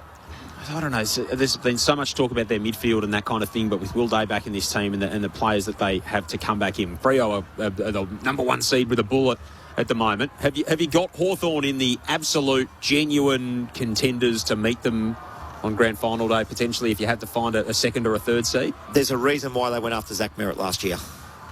I think they're one absolute jet midfielder behind everybody else. Is that a thing that stops them from winning a premiership, or does it stop them making a grand final? I think when the pointy season comes and Newcomb's their man. Now, Will Day throws a little bit of a spanner because he's a bloody good player. But if you can stop Newcomb winning the ball at the source, I think they're one short. I think Josh Ward is a decent midfielder, but I don't think he's an A-grader. Merritt's an A-grader. Maybe not this year, but certainly last year he was. If he comes into this team, he'll become an A-grader. Yep. To me, they've got to rely on players playing their roles, and it's always been something that Hawthorn have hung their hat on. So McDonald's got to play his role to a high level. Ward, McKenzie, Morrison, Dylan Moore, Ambrosio. They're not going to be your superstars, but if they can perform their role to a high level, well, then that will keep them competitive. They bat deep. When you said those names, I just looked and you think, oh, well, they actually bat pretty deep through the midfield now, but I still think they're one really good midfielder away. And then a couple of those players, McDonald can spend more time at half forward, and that's his craft. He's so good at it, coming up, getting involved. He's had 31 touches tonight. He's had a decent game. But looking at that team makeup as well, there were names, I guess, like Will McCabe, Bailey McDonald, Noel Moraz. There are some players in this lineup that, this is a side that's third placed on the ladder, that are names that they've come in recently, they've come in due to injuries. They're not exactly mainstay players in this Hawthorn side. No, but when they come in, don't they impact? Moraz tonight, yes. He looked like a guy that's played 80 games, taking intercept marks down there. And that's what good teams have. They have selection pressure.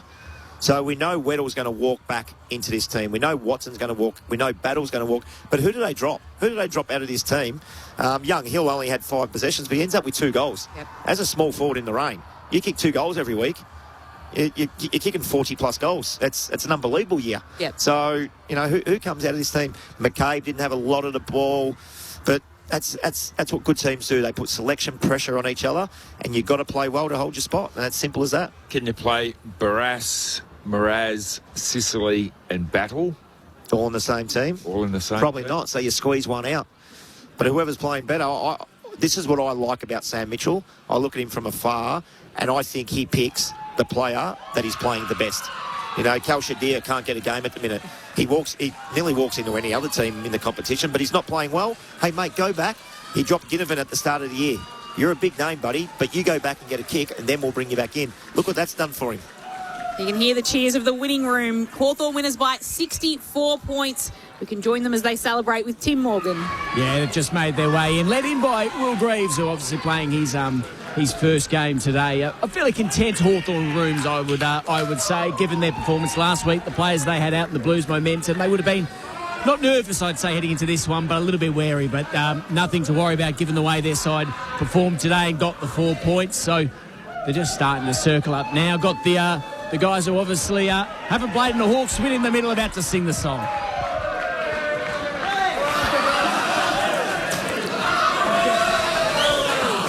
Just getting the Gatorade showers out of the way first. We've got enough rain already over here on the side, but a little bit more. Here we go.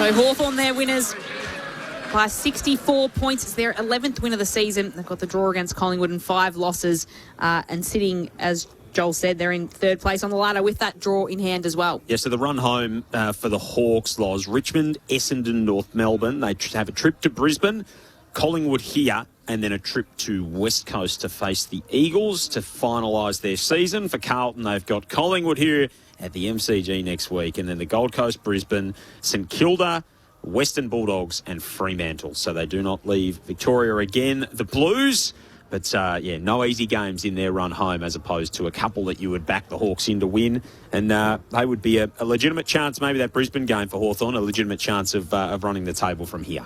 So Boomer and Berkey, of the teams that are in that logjam where Carlton is currently sitting, North Melbourne, the Blues, the Giants and St Kilda. There's only one spot left in that 10. Western Bulldogs are a game ahead of St Kilda at the moment. They play West Coast tomorrow. But of those four sides, the Saints, the Giants, the Blues and North, which one of those fits into that final spot in the wild card? Kangas.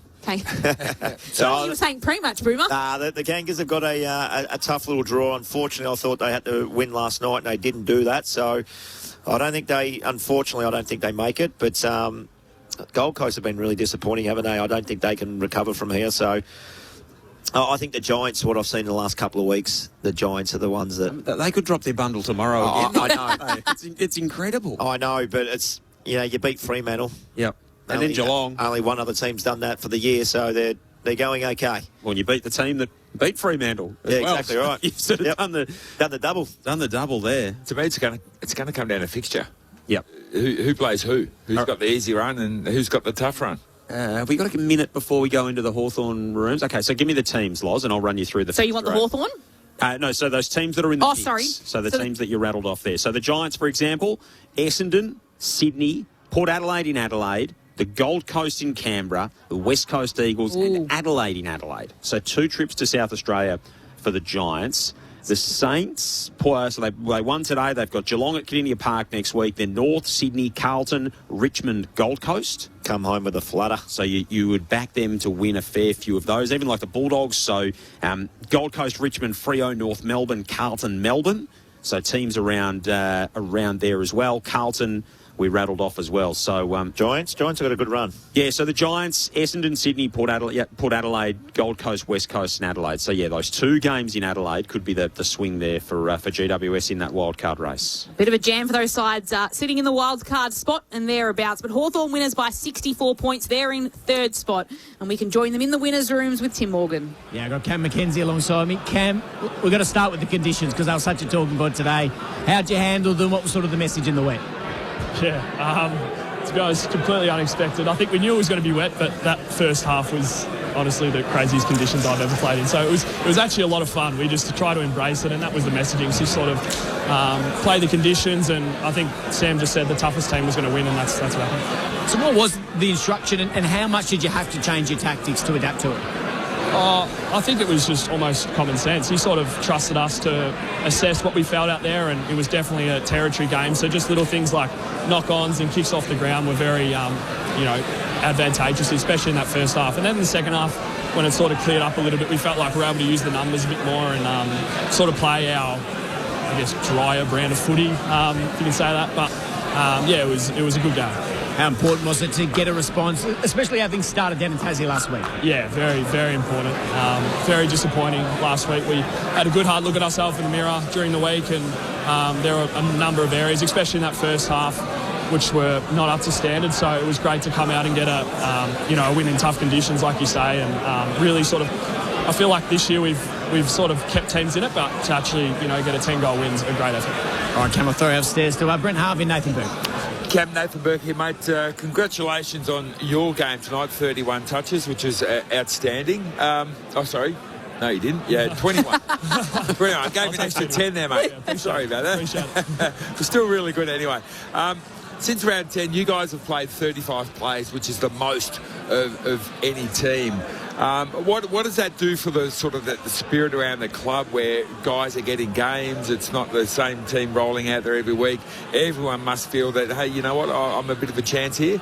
Yeah, definitely. I think we've had 7 debutants this year, which is pretty unreal. And, guys like today, like Noel Miraz, Ollie Greaves in his first game, and Matty Hill just come in and they fit in so seamlessly and add a lot of excitement and energy to the group. So, it's been great to see a number of boys get their chance this year, and I feel like Box Hill do such a great job that when players come in, they're just ready to go and have a big impact on the team.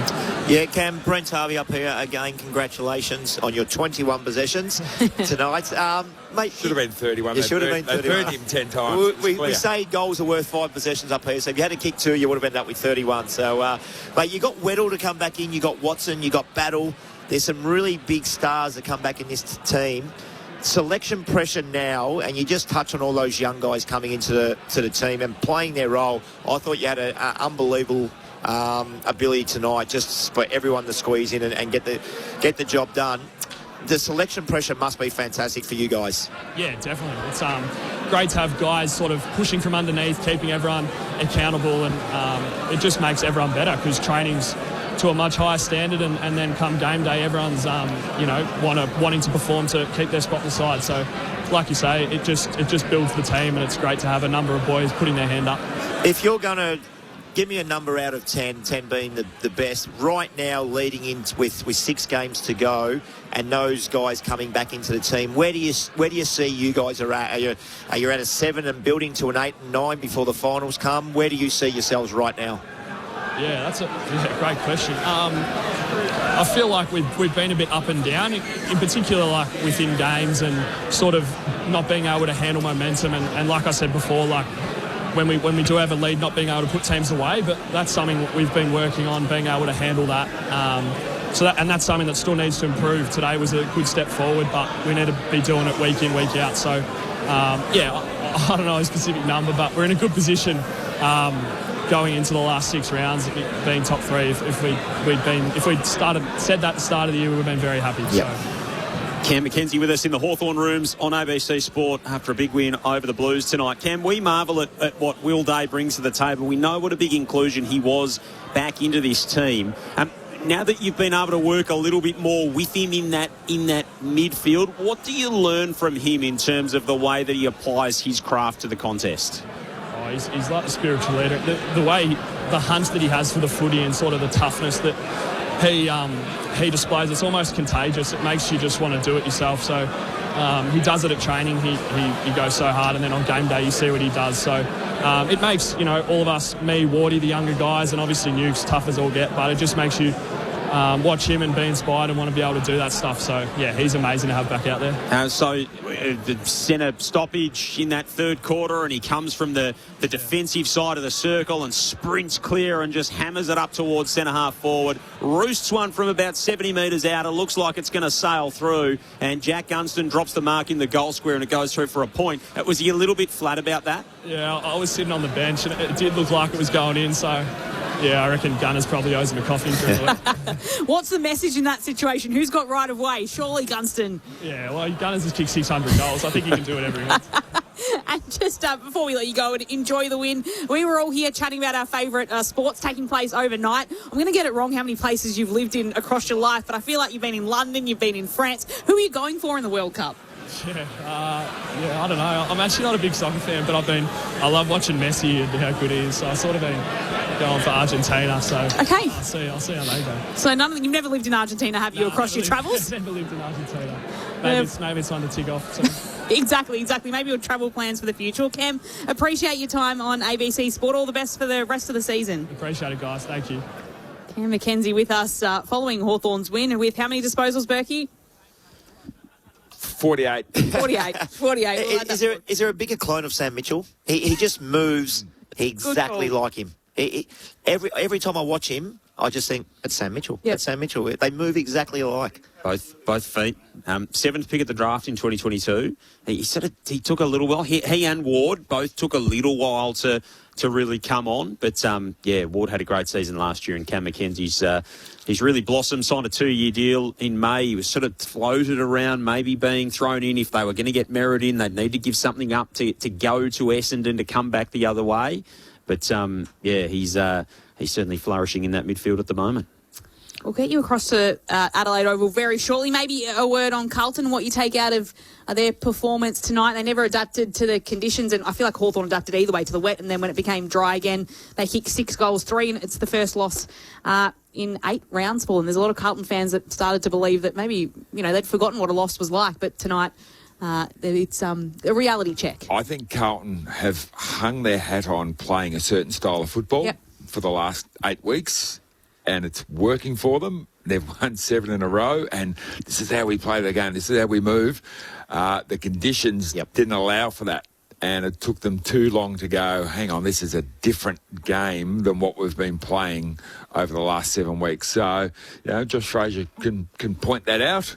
Sometimes that the conditions dictate how you have to play. This is not Docklands. Yeah, it's been a big 7 weeks, though.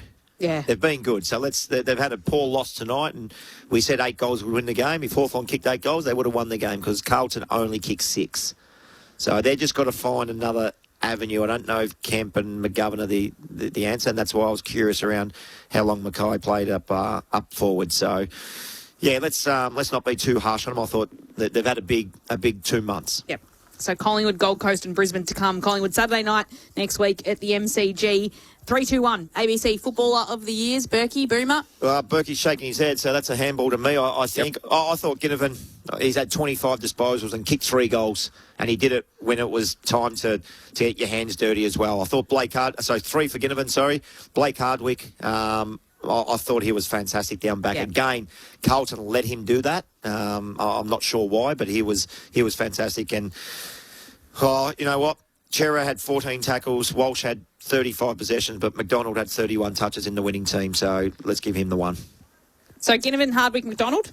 Correct. Connor McDonald, beautiful. Just on Blake Hardwick's night, we talked about the 4 intercept marks earlier on. 2 torpedoes. Yeah, 2 torpedoes as well, 25 disposals, 14 intercepts. Yeah. He ended the game with. Good game. And he was absolutely immense.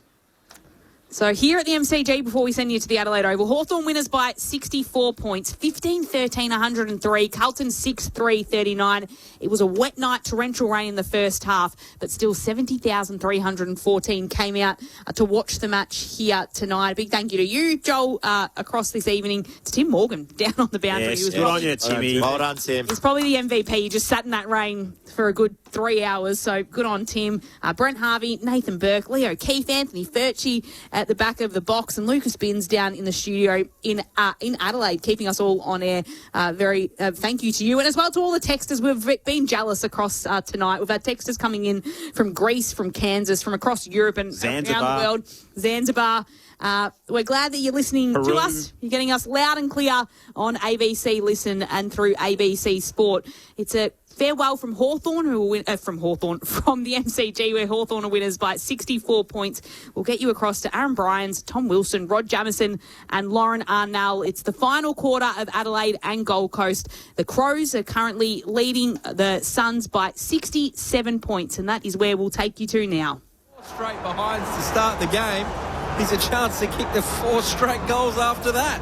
Change of matchup too. Sam Collins has looked after Fogarty most of the night and has now gone to Tex.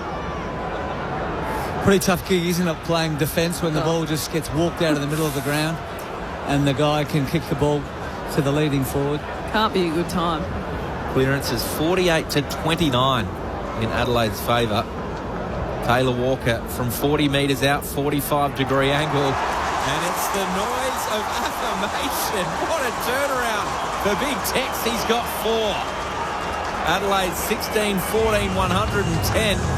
This is a total embarrassment for the Suns. 5-7-37, 73-point margin. 9 minutes to go in the final turn. The average is 3.1 goals against Gold Coast, so the most against any side in the competition. So he's having the Gold Coast have certainly played him back into a bit of form. And a warm welcome to everybody who's just joined us from the MCG. Unfortunately, this game's like yours. One-way traffic where the Suns are up for the fight in the first quarter. It was Adelaide by 5 at that point, and it's been a procession ever since. Adelaide kicked 4 goals to 1 in the second, 6 goals to 1 in the third. They've had 12 of the last 15, and they raised the bat for the 5th time this season, 16-14, 110 to 5-7-37. The Suns are about to lose their 7th game in a row, but because the Saints and the Giants won, and also the Blues losing tonight, they're only still a game out of the top 10. Out of the middle, Sam Berry again, blazes away, arching the back into the 50. Walker with a big shove on Collins, out the back door. Philthorpe tries to tow it, Picked up by Gold Coast. Collins missed the handball though.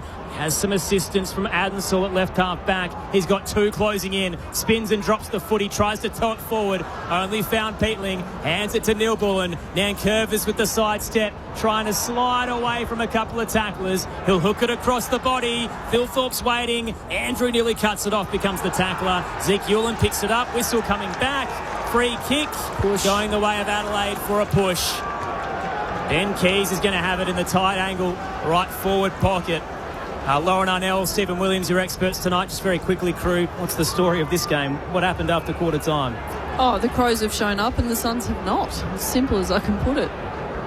They were pretty good in terms of their contested possession in the first and the tackle count, but it's the same old Suns now ever since Damien Hardwick looks lost in the coach's box. There's been some egregious errors. They've panicked in uncontested moments.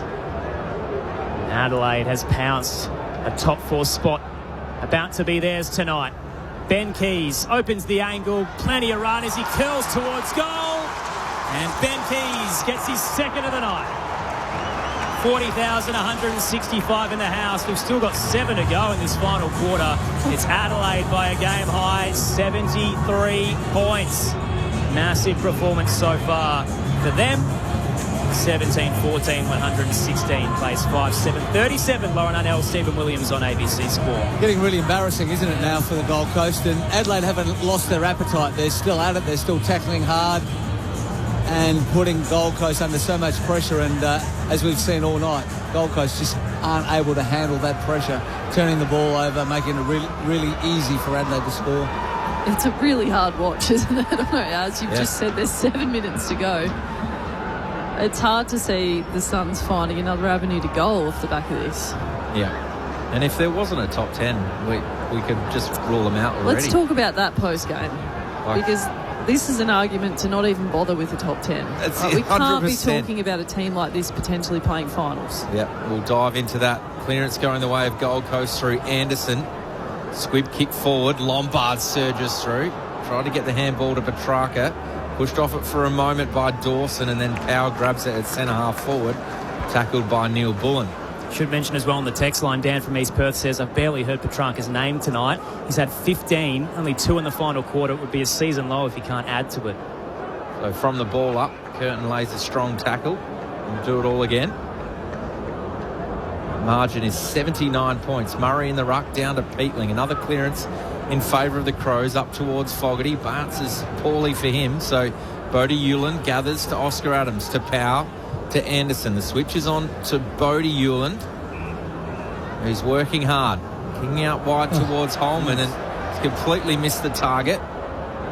He's going to grab the footy though, Holman. Handball's over the top. Ball's going to come inside the forward 50 now, and it's to the advantage of Reid. He goes up strong. He was tunnelled in that contest. Play on, says the umpire. Nankervis surges out of defence. Finds Rochelle in the middle of the ground. Handballs to Dawson, who steps inside. Probably bit off a bit too much there. Holds up play to Neil Bullen for the time being. Keys got Dawson again. Goes over the top to Walker, who's having a quarter. He's having a half, and he chips over the top to Fogarty, who marks 50 from home. Left half forward, 45-degree angle. Oh, I'm trying to not be too negative in this call, guys, but watching the volume of walking from the Suns mids post-turnover against them is it's becoming challenging. Yes. Well, feel free to be as negative as you want post-game. For a team that were premiership favourites earlier this season, this nosedive is hard to believe. Darcy Fogarty, we know he's going to get the journey. Oh, he sells some candy, runs towards goal, and he's kicked it. Darcy Fogarty's rubbing their nose in it. He's got his second. Adelaide have their 18th. 18-14, 122. Gold Coast 5-7, 37-22 go on final turn. There's still time to lose by 100 points, isn't there? It's really just a dispirited team. That's what Gold Coast look like. There's just no spark. There's no getting around each other and trying to do something about this. It's just raise the white flag and drop your head, and really disappointing. They just look like a team of wonderfully the offense hasn't been great tonight, right? But they look like a team that when they're up and going, the Suns, their offense is good.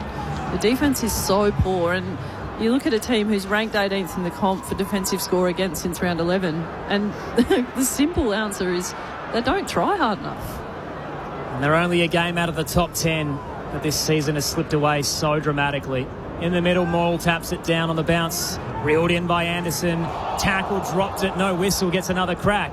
Regathers the footy, pounds it up towards the 50. Awkward bounce for Reed. Shoots out to Humphrey. Couple of pump fakes, then hands it to Petrarca. Tries to arc back away from Cook. Kicks across the body, and the goal umpire does not move. Late one for the Suns. Margin back down to 79 points. 6-7-43 Gold Coast. Adelaide 10-14, 122. Crows have jumped a good 6% tonight, but will stay in the top 4 until Brisbane play Essendon, and then you imagine the Lions will nip that back. Also, if you've just joined us, Rory Laird rolled his ankle in the second quarter, out for the game. Couldn't really put any weight on it, was in a lot of pain. Will Graham and Nick Holman both dislocated their shoulders, but Graham is out and Holman's gone back out there. Damien Hardwick is just lost at the moment. He's still got another 3 years on his deal. But it's just not coming together right now for Gold Coast, who are down by 79. One of the few times we're able to see the Suns forwards actually take the ball off Adelaide, cause a mistake by a little bit of pressure, and then Petrarca was the beneficiary. So Murray gets some time in the ruck, knocks it straight down to Saligo, pumps it inside the forward 50. Dawson created some space, runs onto it now, just ran over it at the wrong time. Keys knocks it out towards him. Dawson gathers, flicks a handball out towards Neil Bullen. The pressure's hot still. It's late in this game, but they're up by 79 points. There's a player who had their legs taken out from underneath them. And they're going to win the free kick. It's Ben Keys, I think. You got Neil Bullen on his haunches in the back play as well. So we'll get a free kick going the Crows' way. It's Keys. And he handballs it off to Taylor Walker, who's now got a handful. 5 for Taylor Walker. And the Crows fans are enjoying this. Tex is on fire. 19-14, 128, Gold Coast 6-7-43. That's an 85-point margin, 25 gone final term. A little bit stiff with that free kick. The Gold Coast guy actually had the ball when he was going through, so I'm not sure that's the spirit of the rule, but everything's gone Adelaide's way tonight. Yeah, it's a tricky one because we've seen that end up in carnage when a player dives for the ball and takes a player's legs. But I agree with you, Stephen. I think he's the player that's actually gone to win the footy. And was it Keys who seemed to just turn up but not actually try to bend over and win the ball. So I think that's a really difficult one and certainly challenging to umpire. So since the showdown stunner, the Crows are starting to build towards September nicely. This will be their 5th win in 6 games. Knocked off the Eagles last week. And, gee, this has been an emphatic statement tonight.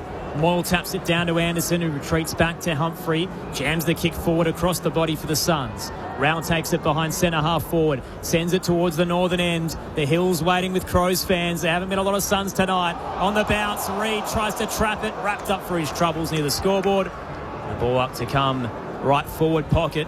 Text line if you want to get in touch, 0437 774 774 with you till 11:30 Eastern. New texts welcome. We'll unpack all the action today. Flurry of major injuries. Zach Butters down. Jeremy Cameron. Both of those sides lost as well with the Saints and Giants winners. George Hewitt, the back injury as well. Out of the stoppage, Adelaide with a quick clearance. It's cut off by Jeffrey, and laconically he'll place it to Noah Anderson. 45 out. Wide angle to the right. Just seen some vision of Damien Hardwick's 3/4 time address when they were down at that point by 60 points, and it's pretty volatile. He's running out of patience. He's the Suns senior coach. Noah Anderson has milked the clock right down to the final buzzer. Starts his approach at the Wanganeen stand. It's a long one. Wind in his face as well. Noah Anderson tries to give everything, but it will pitch up towards the goal square. Toby Murray flies with a few to get a hand in. Braden Cook shovels a handball out. Saligo gets it to Curtin, and he warps it out of there with a spiral towards Thilthorpe. A couple of fists from Andrew and Collins. It'll be tossed in at the Odie stand. Saturday footy on ABC Sport. Reminder as well, the Wimbledon women's final tonight, all checker fair. New champion to be crowned, 11 p.m. Eastern on Sport Digital. Hopefully the tennis is a bit closer than the football. Yeah, unless it's a double donut.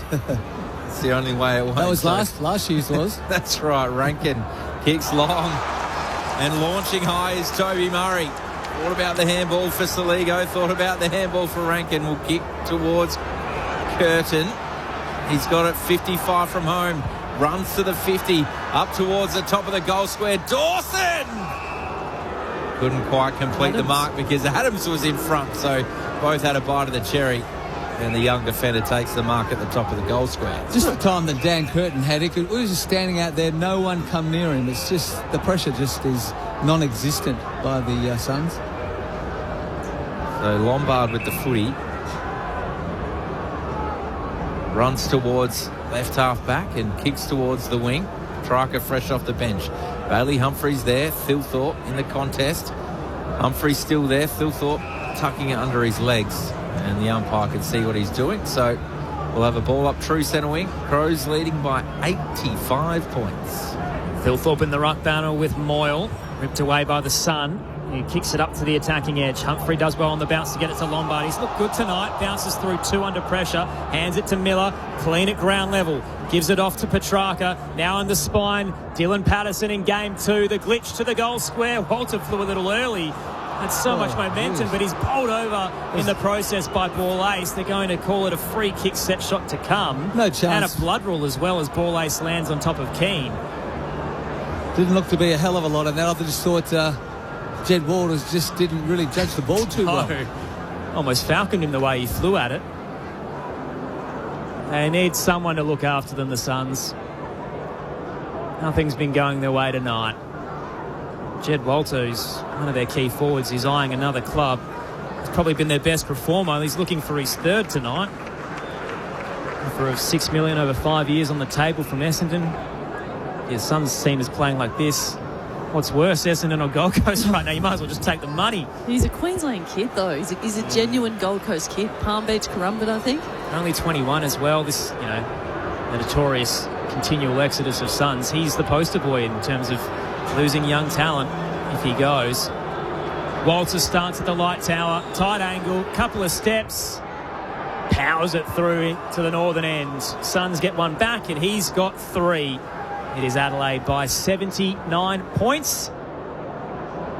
19-14, 128 plays 7-7-49. And they've just got a couple of minutes to go here in the ABC Sport. Well, it's been their most productive quarter, this one, the Gold Coast. So a couple of consolations, but just really disappointing. They're a club that's trying to find an identity, build a fan base up on the Gold Coast, and I can understand you can lose games, but you have to really put an effort in and lose honourably. You just can't lose like this where you just wave a white flag and as you mentioned, Lauren, almost like don't try.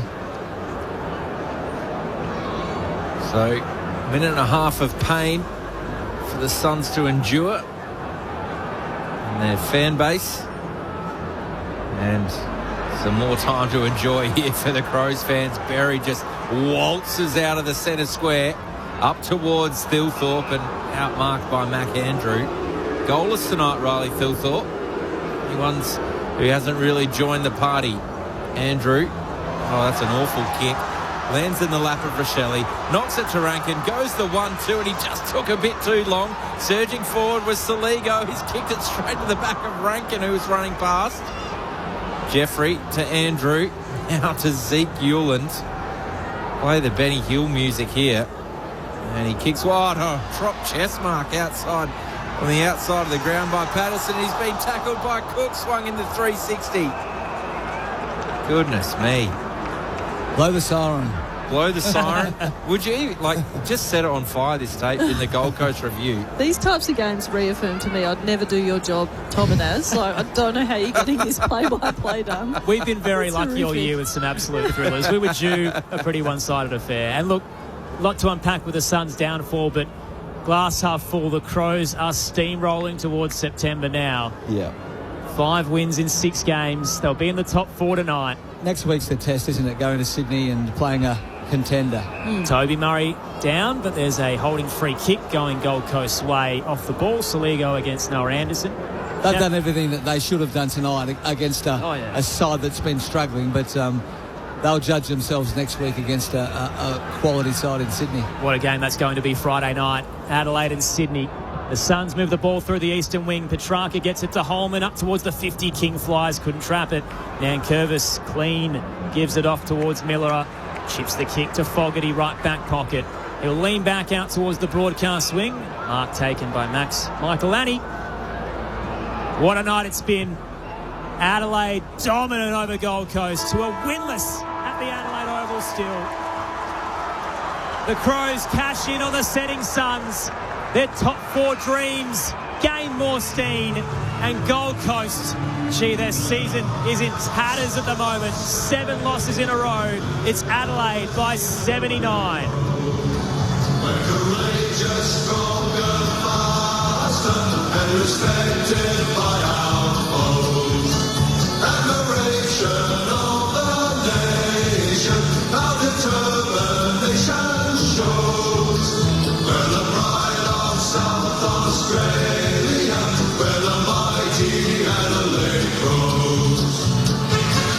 Wrestle in the wet early with Adelaide up by 5 points in the first change, but then they kicked 15 of 18 goals. They led by 27 at the half, 60 at three-quarter time, and run-out winners 19-14, 128 to 7-7-49. The Crows in the top 4, they've won 5 of 6. The Suns have lost 7 on the trot, but are still a win out of the top 10.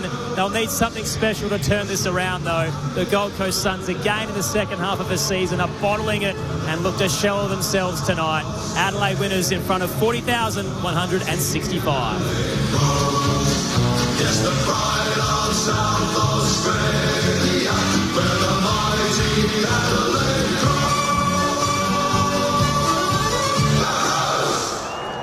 A dominant display to really flex their credentials. There's no doubt that Adelaide are in the hunt for a double chance this season. And we've got the Swans on Friday night, and the Suns will face the Bulldogs next weekend on Sunday. Tough run home that includes Carlton, Melbourne, the Giants, Brisbane, St Kilda. These are all teams fighting for finals. They look devoid of answers right now. Rory Laird, the only downside for the night for the Crows with that ankle injury in the second quarter. Text line 0437 774 774 to get in touch. David's a happy Giants fan and listening from Sydney. Says Ned Moyle is the only thing remotely positive about Gold Coast tonight. Yeah, there's been it's been hard to find them. Lauren Arnell, Stephen Williams to break it all down for you on ABC Sport. Yeah, I think I'd love to add to the text. I do think there's some other positives. I think Jed Walter, he kicked 3 out of 7 goals for the footy team. Lombard, we saw some good stuff from as pretty much a genuine high half forward. And Zeke Euland I like. Oscar Adams had some good moments, and beyond that... They're probably Noble and Rowell as well. Rowell, Noble was okay early until he got injured, and Rowell I thought got back into a little bit of form, but there wasn't too many others that jumped on board, and very disappointing to come here and compete only 5 points down at quarter time, but then 27 and a half, 60 at three-quarter and 79 at the end of the game. So there's a lot of soul searching to be done just to find out what's actually going on up there, because it's been really disappointing after a big start to the year. A demolition job from the Crows, really, wasn't it? And as we've said early in the pre-game and throughout the game, it's really all they needed tonight, other than the injury to Rory Laird. That'll be the one that concerns them, because he's the kind of player, not just his ball use from their back line and his smarts, but I think the experience that he adds as they go towards potentially a top 4 finish. You just hope that's not a long-term ankle.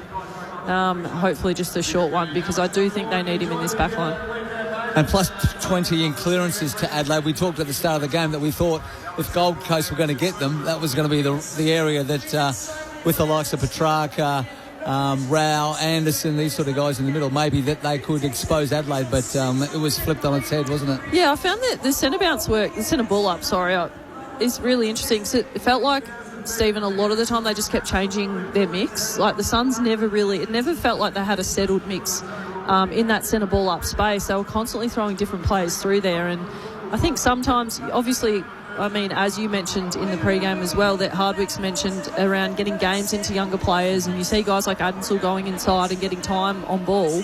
But I think you do need a core mix of players settled in there.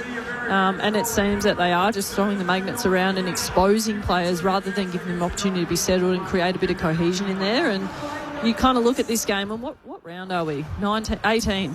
It was played like a round 22, round 23 game where the whole thing's written off. We're done and dusted, looking forward to wherever we're going in the off-season trip and whatever surgery is required. But it's only round 18. Like, you just can't be showing up like this. Whatever the team is, you have to show up better than this. There's problems at an effort level that have been there for months now, but the messaging top down as well, as you touched on, Lauren, where it has shifted from premiership favourites and a team that Damien Hardwick, at the start of the year felt like we're going to be a contender, and he said a few years ago 80% of our next premiership list is here right now. There's only 43% left out of that.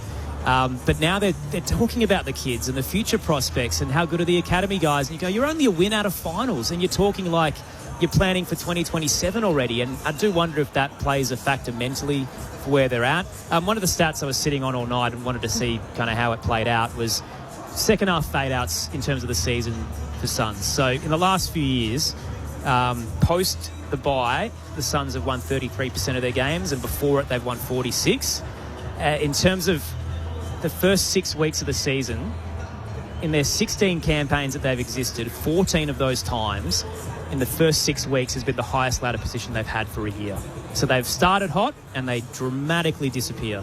And it is a continual trend that outside of, I think, 2023 has essentially happened for the last decade, where they look like they're going to finally take that next step and they just totally bottle it late. And it's just, it's a broken record that I think we're getting tired of.